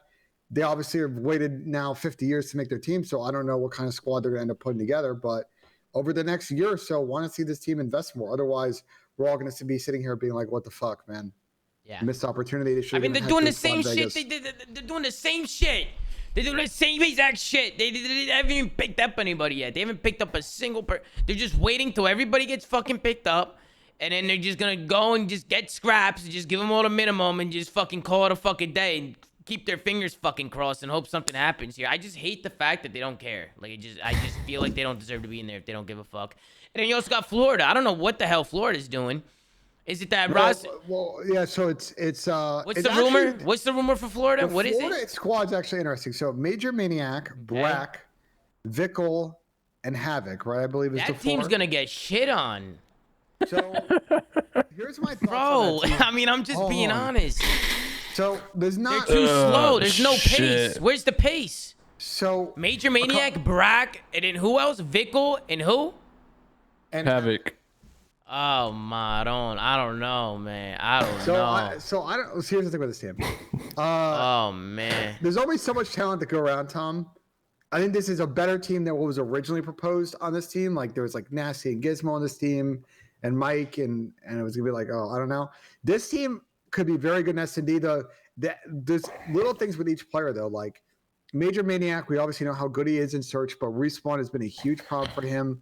Unlike every CDL team he's been on, and especially everybody hates we use this fucking word, but it's true with Mike. He plays a little bit slower. The pacing's not always there. There's a big, huge shot for Brack. He hasn't been on a CDL team in a minute since he was part of the Ultra organization. Fantastic shot for him that he's going to take the most advantage of. Havoc has been now back on Florida for like the 59th time. And Vickle played very well on a Toronto Ultra Academy team last year where he was playing like second, third fiddle to some of the more featured players on the team. He's passionate. This is a huge opportunity for him to show out in the CDL as a second sub. Yeah. So do I expect Florida to be the best team in the CDL? No. But like, again, guys, I'm going to keep fucking mentioning this because we'll go back and watch this clip in December. Not a lot of time between when the game comes out in the first event. This team like Florida puts their heads down. They could come out and potentially get top 4 at the first event and get ahead of some teams. It's definitely possible, especially if they get good in search. Well, I do love the Florida Mutineers. I do. They're always in the chat. They're always showing love. I just don't know if this roster is going to be able to compete. Now, do I think they're bad players? No. I just don't think it's the right group of players together. I don't know if that group is going to be able to. What would you have done better, considering all the other top players with the other teams? They didn't have many other options.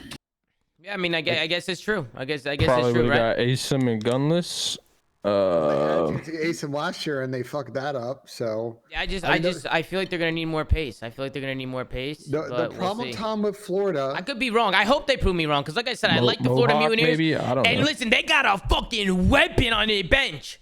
They got a weapon, Mr. fucking Dave Patty, ladies and gentlemen. That guy's actually good, bro. I like Dave. Dave's my favorite. We haven't seen Dave as like the main. Nah, Dave's my favorite player. Dave's my favorite player for sure.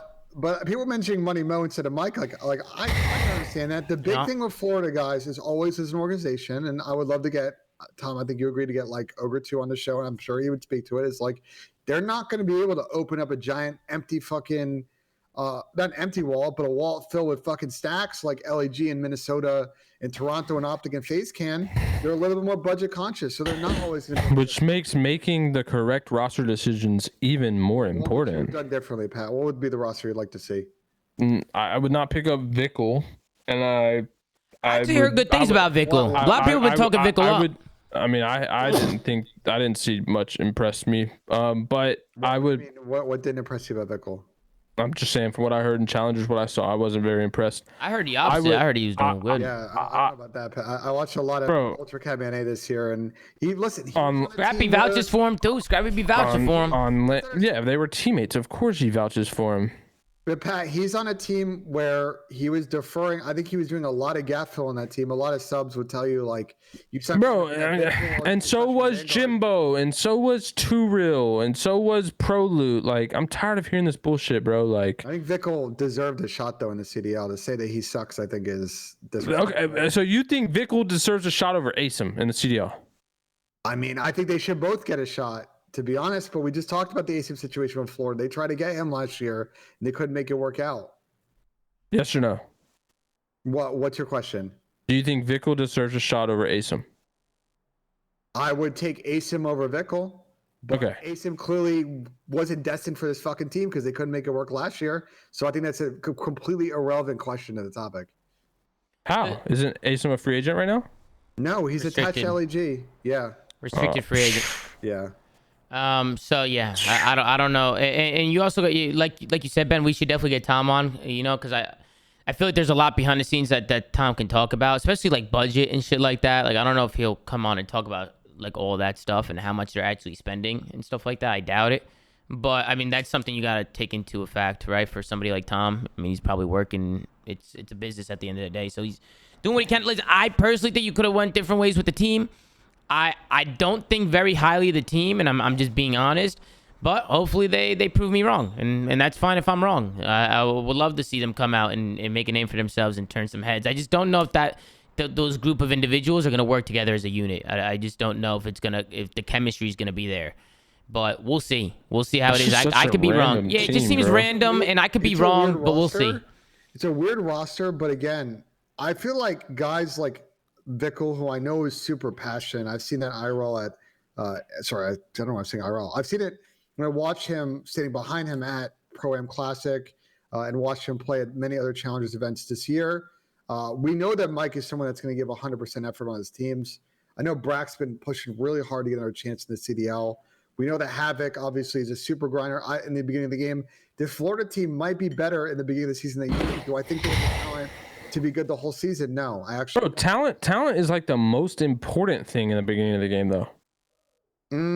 That's literally what shines through in the first like month and a half. You say that, but go look at some of the teams that have done well at past first events. You'd be surprised what teams end up out there.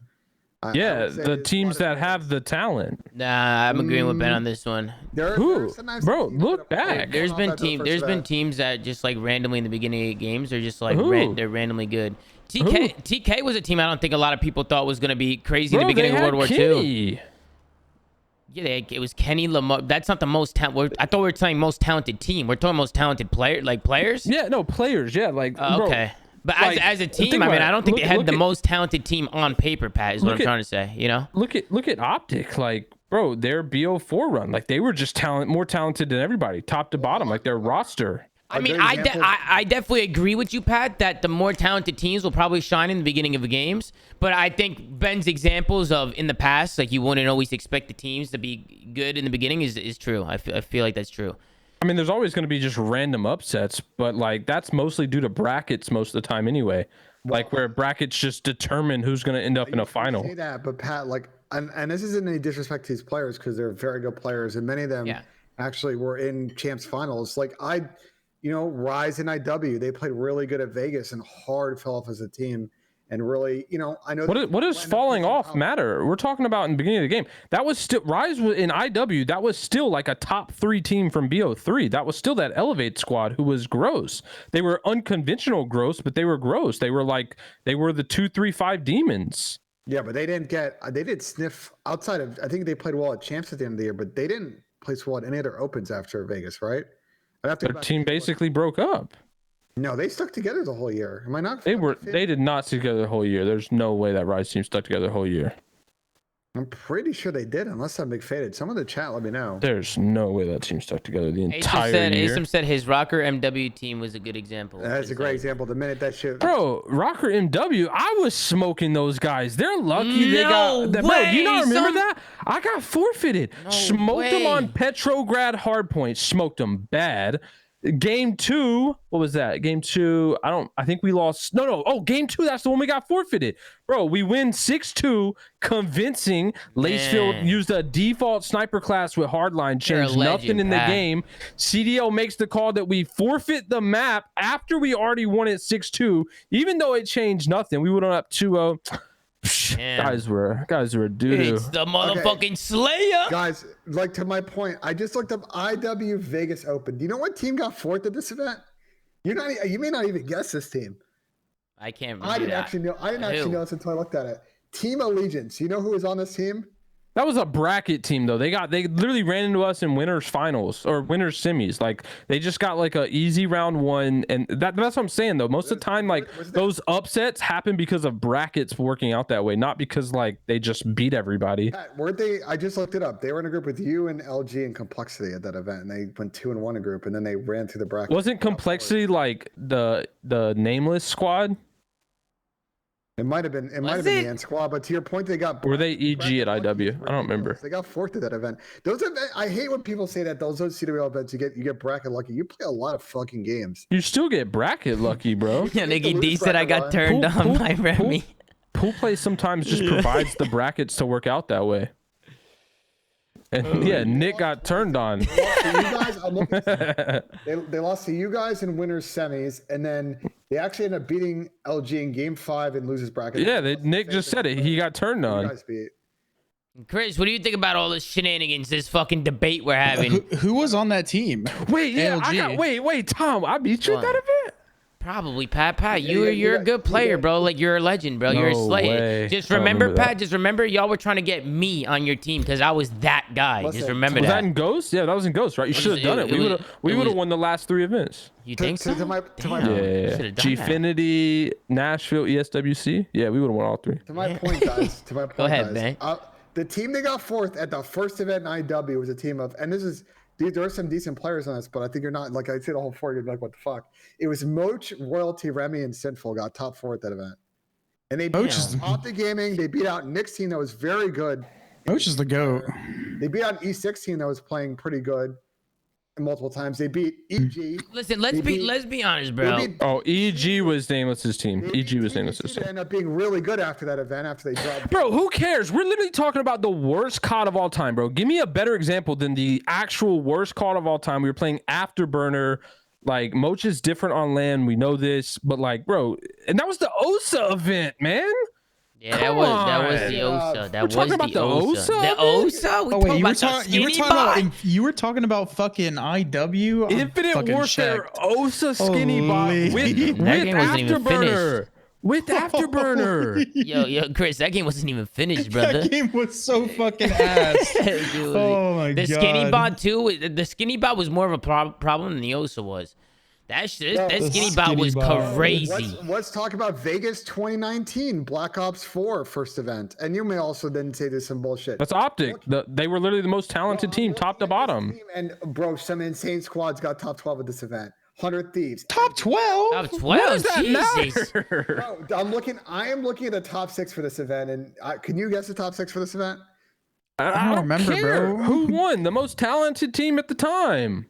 A 5v5 COD. There were a lot of upsets at this event. My point is to what Austin backed me up in chat about 5 minutes ago that yes, at some of these events early in the season, some of these teams that maybe have less talent than you like, aka Florida, could come in and get a surprise top 4. That's how this shit because I'll tell you, because they might just learn something that other teams don't know about yet, or might just do something early, and they're gonna capitalize on it, or they'll find some random class with some random fucking attachment. While you're checking COD Gamepedia, get me my first event average. It's got to be like 1.6. No bullshit. He has to figure out how to give it a 1.6 at least. Let's look at past. I know. For the longest time, I had the most first event wins. I don't know honestly, when that stopped, though, or if regardless it stopped. of what Ben's trying to prove here, Just who cares if someone just the most talent. Who cares if someone has a decent first event or a team has a decent first event, bro? They all fall off in the end if they're not actually good teams. That's fact. Who cares? Let's talk about this because you may not like some of these. So Vegas, Ben, go back to 2010 and count up. I'm going the other way though. No, go to 2010 and count other up. way up? What does that even mean? Because listen, I'll count it for you. It's 1, 1, 1, 1, 1, 1, maybe like a second, 1, maybe another second. Are you talking about yourself? It's like some bullshit after my team's at the first events. Damn, bro, you're so good, dude. And then some bullshit after like the shitty CODs came out. You're so good, bro. You're a legend. But you were playing plumbers, Yo, though. Austin, you are welcome. Plumbers? I'm just playing. I'm just joking. You are welcome. I was just joking, bro. At the fucking bomb threat event, did you guys didn't make it a group stage, didn't you? The what event, bro? The fucking bomb threat event in World War II. Did you guys didn't make it to bracket? I don't think. Correct? I don't know what event. The bomb threat event in fucking Dallas. And that was Philly, bro. Dude. No, what are you talking about? World War II, Tom. I don't know. We got bomb threats all the fucking time from that one fucking geek, bro. And now that geek is locked up in fucking prison. Is he? Probably getting ass fucked. Yeah, he's in jail now. Wait, I still remember there was a bomb threat event where we had just literally made this. I was playing with Pharaoh, Blast, and Study. I think it was World War II at the beginning of the game. We made like a 90-point comeback on London Docks versus Envy or something like that. And then we were going to last map, and then the alarm went off, and we got mega iced. I remember that event, dude. Well, listen, oh my god! With Envy, and they were fucking heated after they played you guys. Yeah, I was like, oh shit! Wait, was that event?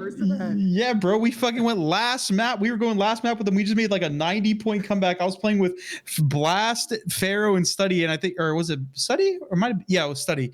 And dude, that was Pharaoh and Blast. I think first event. Like that was their World War II was their first game, like playing competitively. I remember that. My bad. Did I go too far with that? Did I go too far? I think I might have went too far. Was it Embos? It might have been Embos. I don't even know. I don't remember. It was one of them. It was you, Pharaoh, Blast, and Study, and a Ground Zero. I just looked this up. Yeah, dude. Ground Zero is my like old Call of Duty 4 like brand that like I think. Nadeshot helped us put together the logo and stuff. Oh, And a lot of people, I don't know if people knew that, Actually, but cool. yeah, he helped us. Yo, what do you guys think about this Nadia girl? Is she cheating or what, bro? What? Do you We're know? talking about Nadia now? Dude, this is a big topic. This is like a really big thing in just Call of Duty as a whole right now. Like, this is a very big topic. Like, Who is this? bro, this girl Nadia. Everybody says she's hacking, but like it's like a whole big fucking thing right now. Like everybody's been talking about this shit. Wait. Go back. Watch that video again. I am. It's a loop. It's a loop. It's coming back right here. 12,000 subs. Bro, she has like 16,000 subs now or something. It all started from her just posting ticks on TikTok. Fuck. Yeah, she started posting TikToks and shit, and now everybody's coming out saying she's cheating and shit. And listen, everybody always says VPN. I don't know what that means. Like VPN. Wait, no, like, hold on. Do people use VPNs? No, like, is that a thing? Tom, I gotta say this. Okay.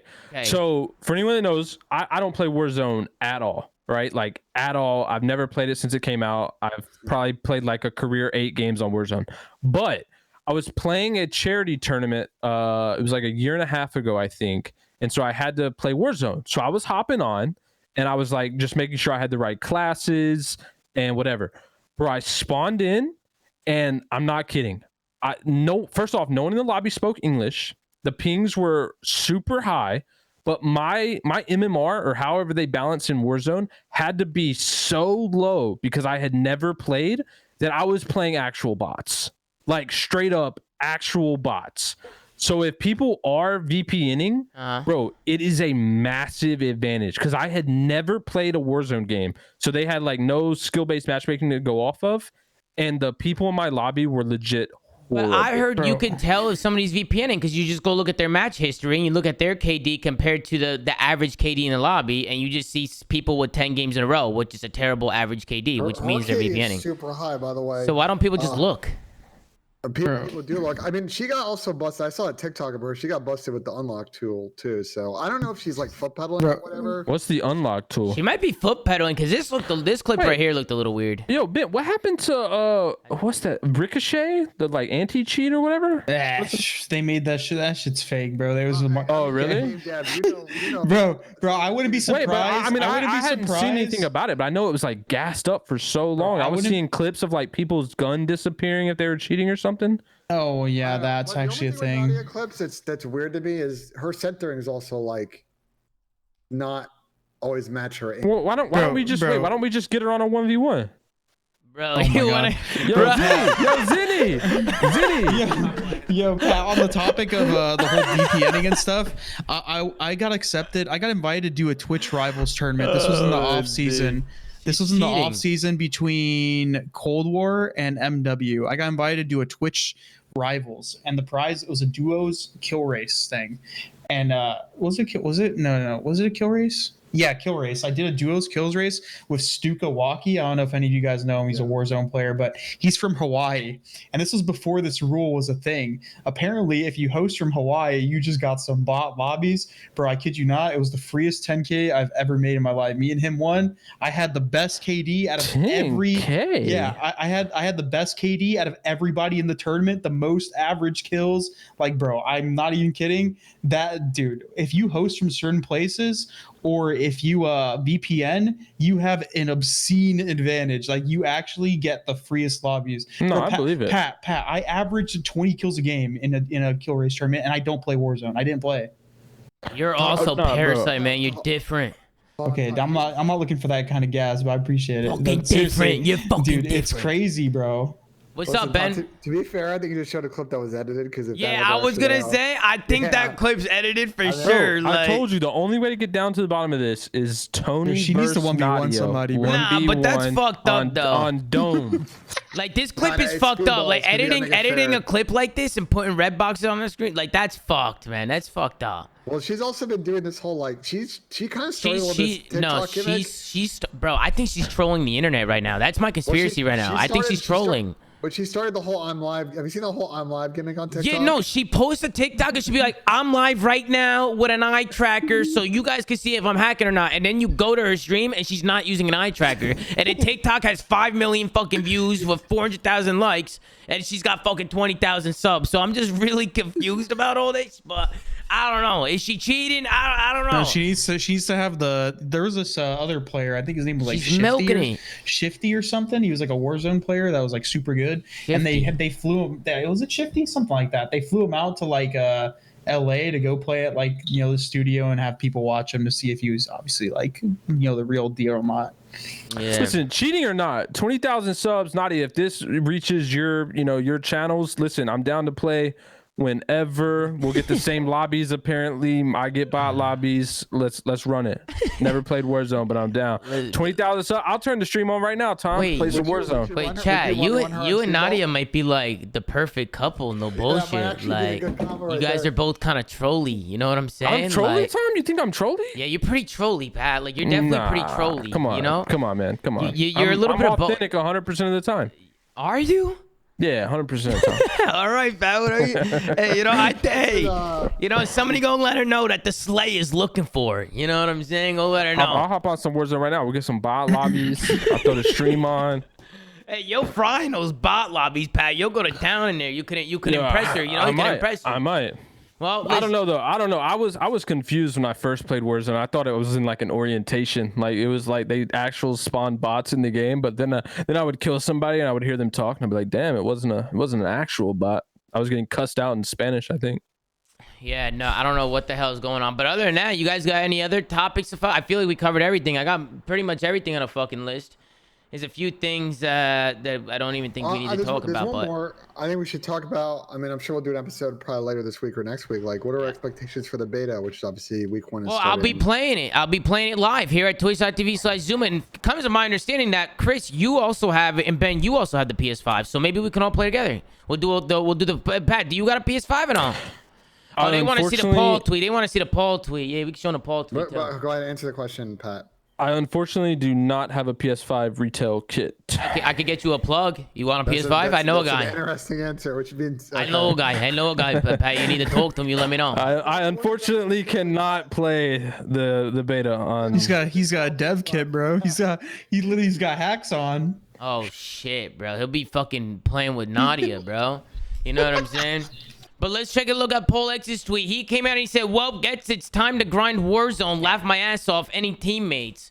What happened? Bro, I think people are over. Y'all might be reading too much into this tweet, dude. It's the off season. He's probably listen. Real Capsulo's mind blown. Even Capsulo's fucking mind blown. Look. No, the way he worded that. Wait, what? The way he worded that means he has no team. Are you fried, done? Wait. Hold on. He's still. Hold on. He's still a sub on New York, right? Like he's still signed to them. I have no idea. Yeah. So yeah, he's still under contract no matter what. That'd be wild because he's been linked to London basically since the start of Roster Mania. And it'd be wild if that is not the case anymore. And then in which case he's then back on New York, which, we had him on and he had some not nice things to say about that org. So what a potentially bizarre and odd fucking situation. Yeah, no, we'll see. We'll see what ends up happening. Well, I wasn't following the Florida Mutineers either. What's going on with me? I wasn't even following. Oh, look at what Florida tweeted. On Twitter, bro. Look at what Florida tweeted. Look, Dave fucking Patty. Look at this fucking guy. How can you not love Dave fucking Patty? Guy's an absolute fucking unit. Listen, man, I don't know. We'll see how the roster goes.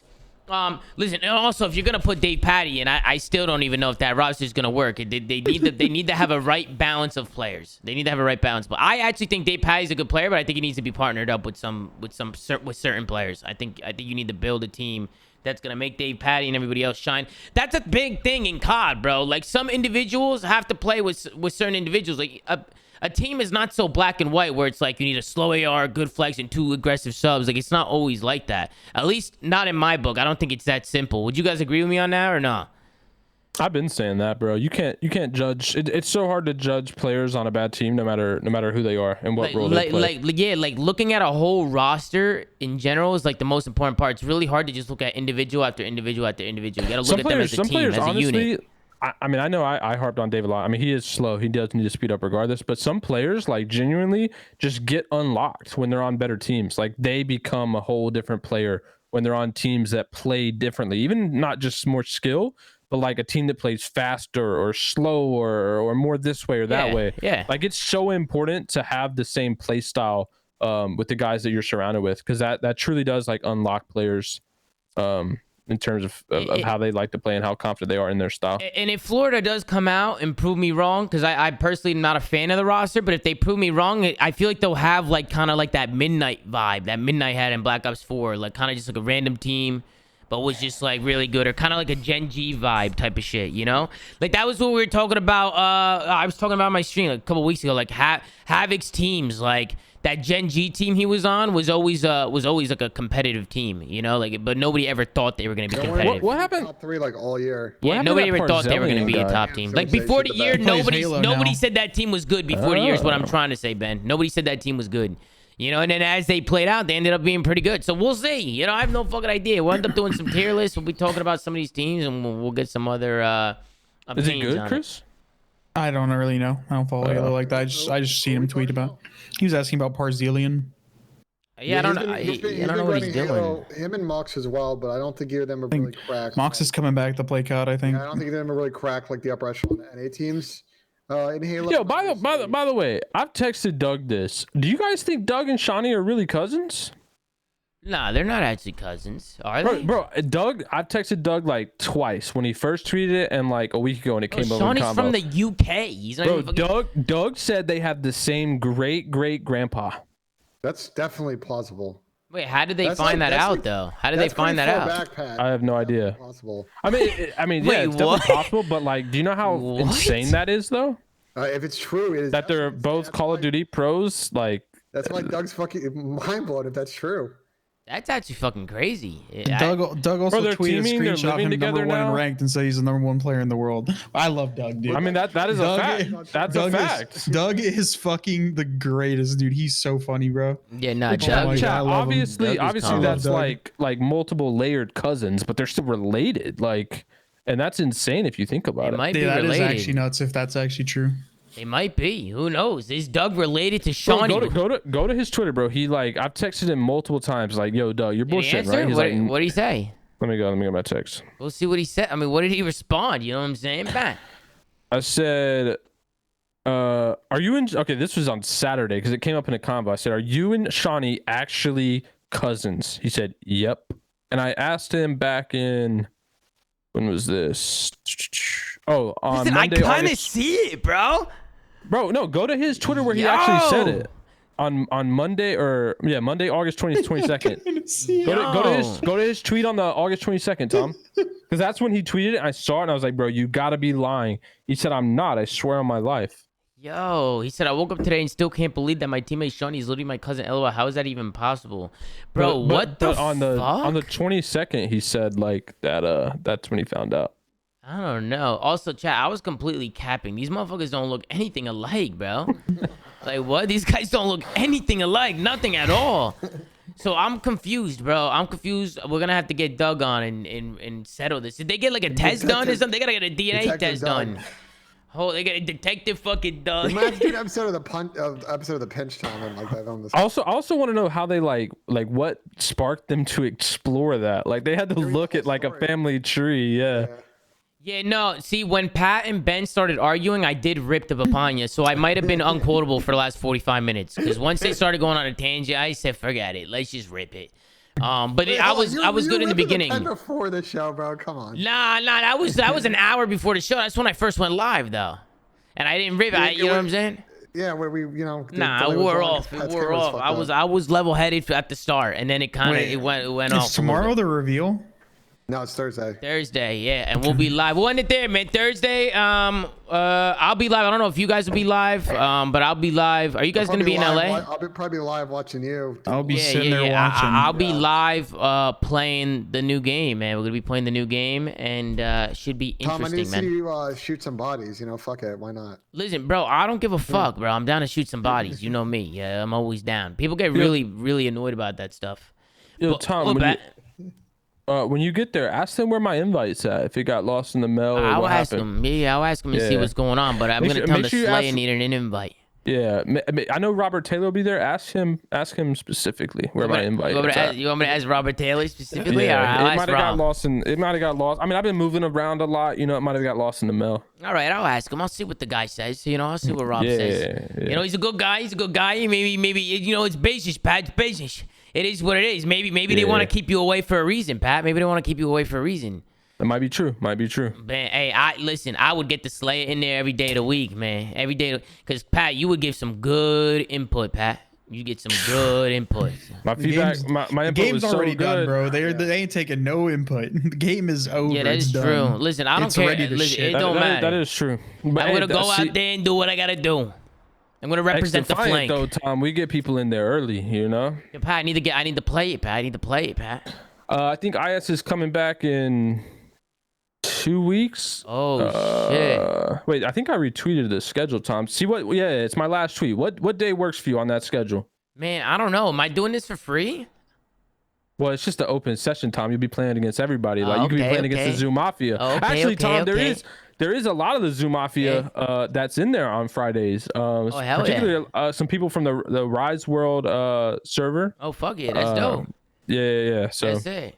Oh wait, you got people you're recruiting from the Rise World GTA servers? Bro, is that what's going on? Actually, bro, someone came up to me, a couple people actually, and they were like, "Yeah, I've been playing them." Like I had no idea until they told me, but they're like, "Yeah, I've been playing like each Friday." And I was like, "Oh, dope."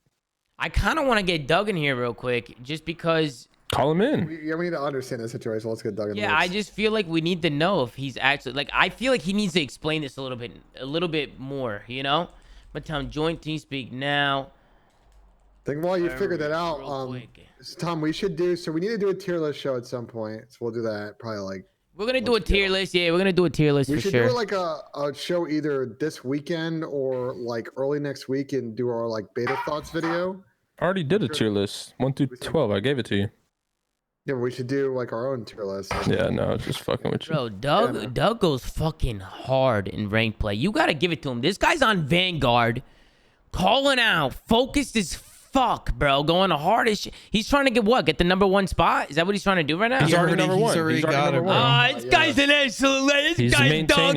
He's just a different animal. This guy can do it. He puts his mind to it. He can fucking do it. This guy's a fucking beast, bro. Wait, yo, Tom, is Tony still next to you? Hey, Tony! They're watching a Yankee game. I heard them screaming. I think the Yankees won. I heard them get. Won, yeah. Yeah, they were screaming and shit. Innings. Tony, they're looking for you. Tony, they're looking for you. I don't know. Hey, take the mic and talk to Pat. Tony. What's up? Hey, sit down. How hungry are you right now? How hungry am I? I'm fucking starving. I know you're starving, bro. He's got to turn his shit off right now. I could just hear your stomach growling from the other room, bro. As much as I love the ZooMAFia, the stream needs to get turned the fuck off right now. Tony, we'll sit here after. Why are they saying I'm fried? Are you talking about you? I'm definitely fried. I don't know if you're fried, but I'm fried for sure. Is any place for Boston room for the Yanks? Listen, man, I'm from Jersey my whole life. Unfortunately, it's one of those things where I can't switch up. You abandoned the city multiple times. No, I did Persona non grata, New York. I abandoned the city once, and at what cost? Why did you whisper on my mic, bro? Am I whispering? Yeah, it sounded like you were whispering. I'm Like, just a soft you spoken. talk like this, like super, like, you know, like. I'm just doing That's the NPR voice. I'm just a soft-spoken guy. See, I'm the opposite. Maybe that's why I'm getting kicked out of this apartment. Yeah, because you fucking yell, Tom, like a fucking. Well, you know what? I gotta get a ZooMaa HQ. You're saying I'm high as hell, dude. I don't smoke. I haven't smoked in years. I used to hotbox that Accord like it was fucking. You have no idea what that Accord has seen. Let me tell you. Hey, dude, tell him about the story. Your father caught you in the shed smoking up a Oh, the first time my dad called me, he's looking around the house. He can't find me. He sees smoke pouring out of the shed. He walks in. I'm smoking an L. He goes, "What the fuck are you doing?" I said, "You want to hit?" He's like, "You're a fucking asshole." You know what? Yo, and imagine it, because Tony was fat, though, in a shed, fat as balls, smoking Fafanya. I was huge. It's fucking fat Tony in the flesh. Man, you need to get fat again, bro. No, I don't. Yeah, you do. No, I don't. I don't know, bro. Guys, should I get fat again? Yeah, bro. He definitely should. W in the chat if I should get humongous again. All right, I gotta end this, bro. All right, we're going on a tangent. Doug's not joining the show. Apparently, he's cousins with Shawnee. I don't know if you knew that. That's such cap. That's got to be cap. If Doug hops in after, we can do an episode of The Pinch to get to the bottom of this. Yeah, we'll see. Tony's hungry. He wants to go to dinner. You know what I'm talking about? So we'll see how long we end up staying. But guys, make sure to like, comment, and subscribe. If you're watching on YouTube, go to anchor.fs, check out all the other sites that we're on. Go to Twitter. Gert's doing a phenomenal job at the flank, running socials. So make sure to go show the Twitter page some love at the flank once again. Thank you guys so much for tuning in. I hope you guys enjoyed this episode of The Flank. I know it's been some time since we ran one. It is the off season, so things have been a little slow. But you know what? We'll continue to turn them on and have some fun whenever we can. And when the season starts, you already know, we'll be back to biz. So thank you guys so much for tuning in. Thank you guys so much for watching. We'll see you guys next time on another episode of The Flank until Ben hits a putt. You got a putt or no? You got a fucking putt? Yeah, you false started there. Yeah, I had a putt. I did. Wait, is Doug actually joining? Holy shit. Are we about to have a pinch live on The Flank? Are you doing the zoom in? Yeah, no. Just fucking go for it, bro. We can see it. Like, you're good. Are you going full screen on my camera? Nah, we can see it. Just go for the fucking putt. We can see it, Ben. Go. Go Where's for Doug it. at? Go. Slippers on. Smelling like absolute dog shit. Let's see what Ben and his team can do. He sinks the putt. It's unbelievable. It's the summertime. It's the off season. He's been putting every day for 10 hours. He better be hitting these fucking putts. Hey, Ben, you're getting too comfortable now. You're getting way too comfortable now. Easy, Ben. Easy. It's like an 8-foot putt, man. That's just not easy, you know? Is Doug joining the TS? Yo, Doug. Yo, what's good? Doug, is that your cousin Shawnee or what, bro? I don't believe you, dude. Shawnee is my fourth cousin. How do you know this? So it was my birthday and I was with my grandpa and he was telling me, I knew we were from Scotland, like my grandparents and all that. Oh shit. Yeah, like Okay. I know we're Scottish, so like my grandpa always told me that like his grandpa was originally from Glasgow, like from Scotland. Okay. But I never connected that dot in my head. And then he reminded me again on my birthday that we're from Scotland. He's like, T-Bone, we're from Glasgow, Scotland. My grandparents came from there. My dad flew, like his dad, I'm not going to do his voice, but his dad went from Scotland to America and then they had him here and he met my grandma and they've been like high school sweethearts or whatever. But his grandpa married Sean's great grandma. So like my great grandpa married Sean's great grandma. How'd you confirm this What? with Sean? Yeah, how did you wait? Hold What? on, real quick. But like the baby they had a baby who had Shawnee, or like he just married the great grandma. It had a baby to get. Yeah. How did it work? Yeah, like No, we're like blood related. Like it's not like. oh, that's what I was asking. Yeah. Yeah, we're literally blood. What? Damn. What? Have you Which is guys? insane. How do you know this for a fact though? Because we did like I told Sean I was literally talking to him through Snapchat on it because he likes to talk through Snap, and I was like, "Yo, They just talk through Snapchat. What forgot- the fuck? I forgot what the What you guys town in was fucking called." middle school? Like what? He loves Snapchat. He fucking snaps me like 10 times a day. He loves this shit. All right, bet. But he was telling me about I forgot the town it was called, like Duneberry or Dury. I don't know, something with a D. Okay. But I'm in the middle of grinding rank. That's why I'm like kind of all over the place. But No, you good. It's all right. but yeah, like we were asking. I told him the town, and Sean was like, "Wait, there's no fucking way, because that's the town that we're from too, and it's a really small town." And I was like, "Yeah, like this is their name, blah blah blah blah." And then he was like, "Oh my god, let me ask my grandma because my grandma's grandpa, or my grandma's grandma, is married to my grandpa's grandpa. So his great grandma." Okay, No, his dude. great great. His great. I'm sorry, his great great. His great great. It's too fried to comprehend. I'm It's way all good. too fucking faded for this I need shit a right I need now. a family. Also- I need a tree drawn. I need a drawn tree. Also, did you say glass cow? GLASGOW. Yeah, that's not. Glasgow. Yeah, that's not Glasgow. glass cow though. That's what you were saying. Glasgow? I'm in the middle. I'm literally. Oh, I played 20 hours of ranked in the past No, I know. 28 but- hours. So I'm but like you- grinding right now. Yeah, I just wasn't sure because you were saying glass cow, and I was just thinking like a cow that's Am I made glass. baked or is Doug baked? Who's baked? No, I'm locked in. I'm the first player in the world to 6K. Sorry, Tom. You're mid-faded, Bro, wait, you said sorry, Tom? You don't have to apologize for that. You're a fucking animal, Doug. I was just gassing you. No, I didn't say sorry. I'm No, not- Doug, I I saw thought you're you said the sorry, number Tom. one player in the world right now. Yeah, Oh, it sounded dude, like you this said that. 18. Yo, Pat, this 18-year-old was grinding, and I was like, "You're a bitch. You're not gonna outgrind me." And then he started grinding even Damn. harder. I was like, "Keep grinding, motherfucker, because I'm coming for you, bro." Same thing I said to Tyler Fellow on land. You too. said I that was to like, an "Yo," 18-year-old? I did. Like same with Tyler, bro. I had to play 5 best of 5. We're the first team in the last 5 years to win 5 best of 5s in one day on land. And the worst team we played was a player who got 4th at the first event. He got pro-am. Like that was the worst team we played. So you're telling me I was telling Tyler Fellow because we were gonna play him if he kept winning. I'm like, Tyler, I'm coming for your ass, bro. I've never lost you. I'm not gonna lose you now. He's like, I'd love to see you, Doug. I'd love to see you, Doug. I was like, I'm coming for you, bro. Same shit I said to this kid, You're bro. talking shit to the kid who's got like chemistry at 8 a.m. in high school? Yes. I respect it, man. You're built different, Doug. I don't give a fuck, Pat. So, No 18-year-olds are outgrinding me, bro. None of Dude, them. what the? You're an animal, Doug. Holy Bro, Doug, I respect it, man. Listen, I respect. You're on that, Vanguard Doug, that right makes now. sense. I got arrested by a 14-year-old the other day What? in GTA RP. Oh, okay. Bro, Wow. there's a 14-year-old Sheesh, cop, that bro. scared me. Who gave him, who let him be a cop? I have no idea. That doesn't sound good. Go ahead, Ben. Go ahead. What's the problem, No, I was Ben? about to make a joke, but we should wrap up. Okay, yeah, we could definitely wrap up. Tony's getting antsy. He needs to go eat. Tony's like a little kid when he doesn't eat. He's getting antsy. This guy. Gets hangry. He's getting fucking hangry. Yeah, but listen, guys, make sure to. Oh wait, Doug, real quick, while we have you, dude. real quick, this is a yes or no question. Doug, is Nadia cheating? No, definitely not. Oh, okay. Nah, Doug, come on, Doug. Seriously, have you Doug's watched the the head of clips? the cheating committee. I watched that YouTube video that has like 220K views, and I thought it was some freegays. Some of these clips are sus, bro. Show me the clips. If you show me the clips, I'll tell you if they're sus. Okay, I'll show you one that I just saw. Where the fuck?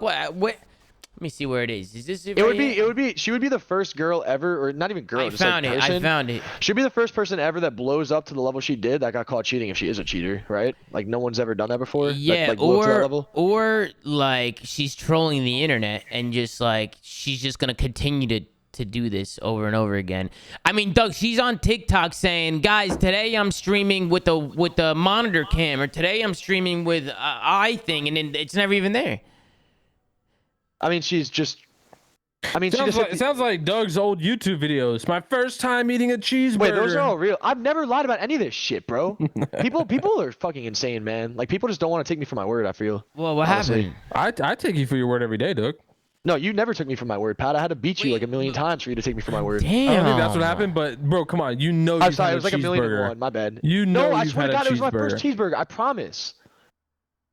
Damn, bro. Doug, On that note, let's end this show. yeah, on that note, I mean, Chris, look at Chris, bro. I mean, this guy's just trying to get the fuck out of here, bro. At this fucking point, we're going in circles here.